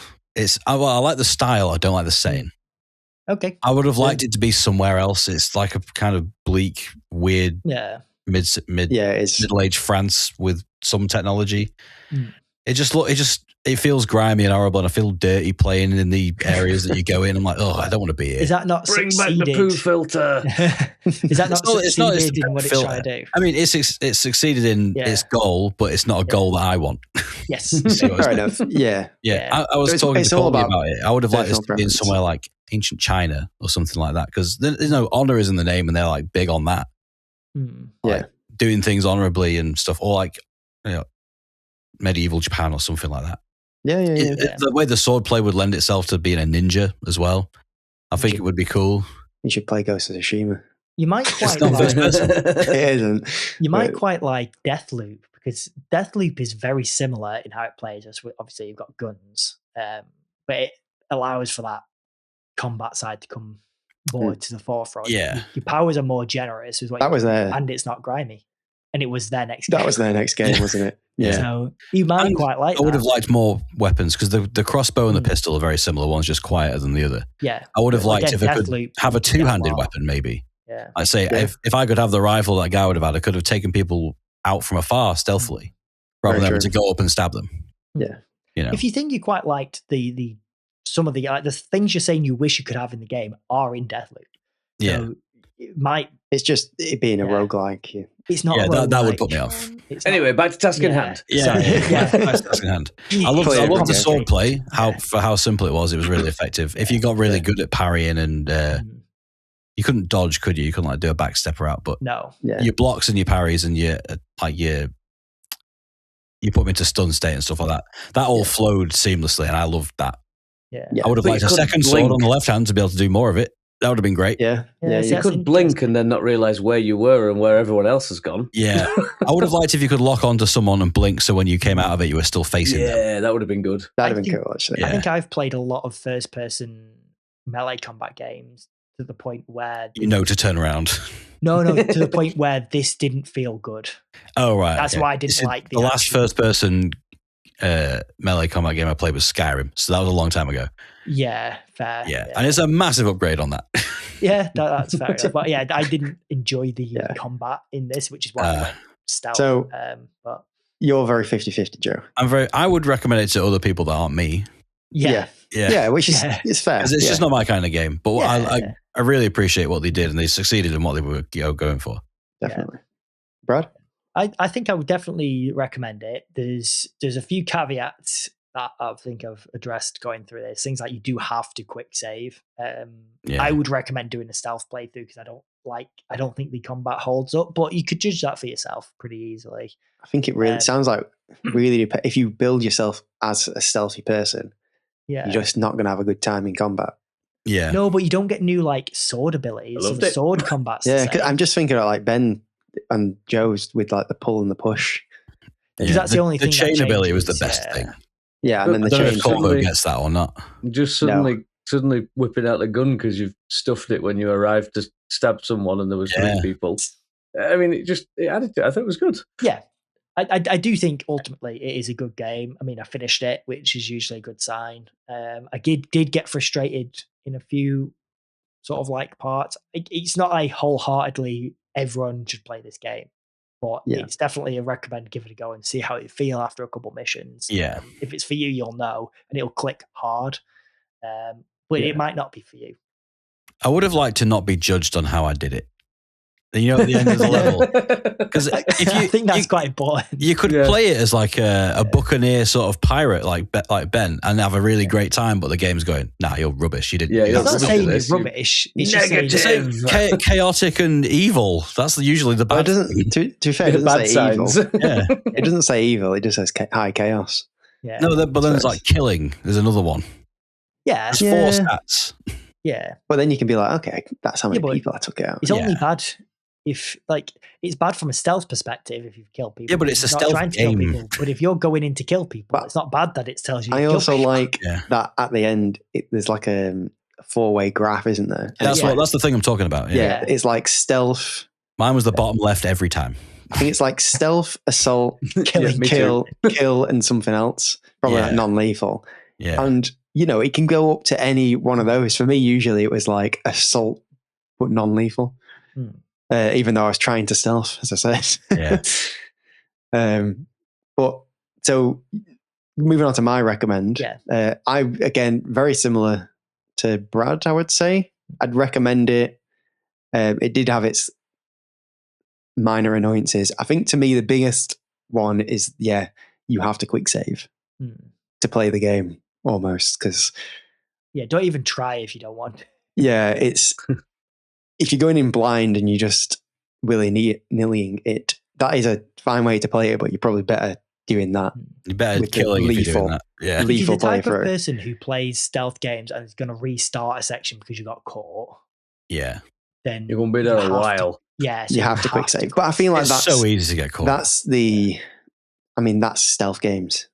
Yeah, I feel like people do that in stealth games anyway. So but in a lot of stealth games, the checkpoints are a bit more generous. Yeah, and the enemies are less organic in most stealth games. In this, they didn't seem to stick to a set route at all. They just explored and did whatever. There must be some kind of route, because you could get the ability for dark vision to show their route. Yeah. But when other things when you start interacting with the world, their whole routes change. Stuff like that. I think what's interesting is in most games, it's a very obvious route that the enemy is there looking in your direction. They will eventually turn around and walk away so you can walk behind them. Whereas in this, a lot of the time, the route isn't obvious. Like the route to go, like enemy turns around, you go this way, isn't obvious. It's like there's always someone watching the bit. I think is better. It's more realistic, organic, as Joe is saying. And I feel like it's extremely well made. The world and the environment is all very extremely well made, and the levels are like fantastic. It's got some of the best level design I've ever seen. So I would recommend it, but it's not like a high recommend. My final point, just which would make it a higher recommend for me, I wish there was a mode where maybe there was no mana and you could just use your powers freely. You could just blink. Okay, blink, God mode. Possess, do all this. Maybe like a little bit limited. What puts me off a second playthrough is having to go and get the runes again. Yeah. Yeah, there's no New Game Plus to take it. I don't think so. No. Like, I don't mind going and getting all the runes in the first playthrough, let's say. Or even going back and doing some, but I don't think that's an option. No. So, but anyway, that was Dishonored 2. It sounds like we all enjoyed it for the most part. Yeah, I don't know how we got 25 minutes out of recommendations, but just saying. So, what are we playing next? Brad, it's your turn. So, it's my pick next, and I'm going to pick Star Wars Outlaws, because it's just come to PlayStation Plus. I think it's also on Xbox Game Pass. It is. And I've wanted to play it for a while. Cool. Well, it's been an extremely long episode. We've had a lot to talk about. You're welcome. Back to normal next time. Yeah. Puppies. Puppies. Well, until then, go cuddle some puppies. See you later. See you later. Bye.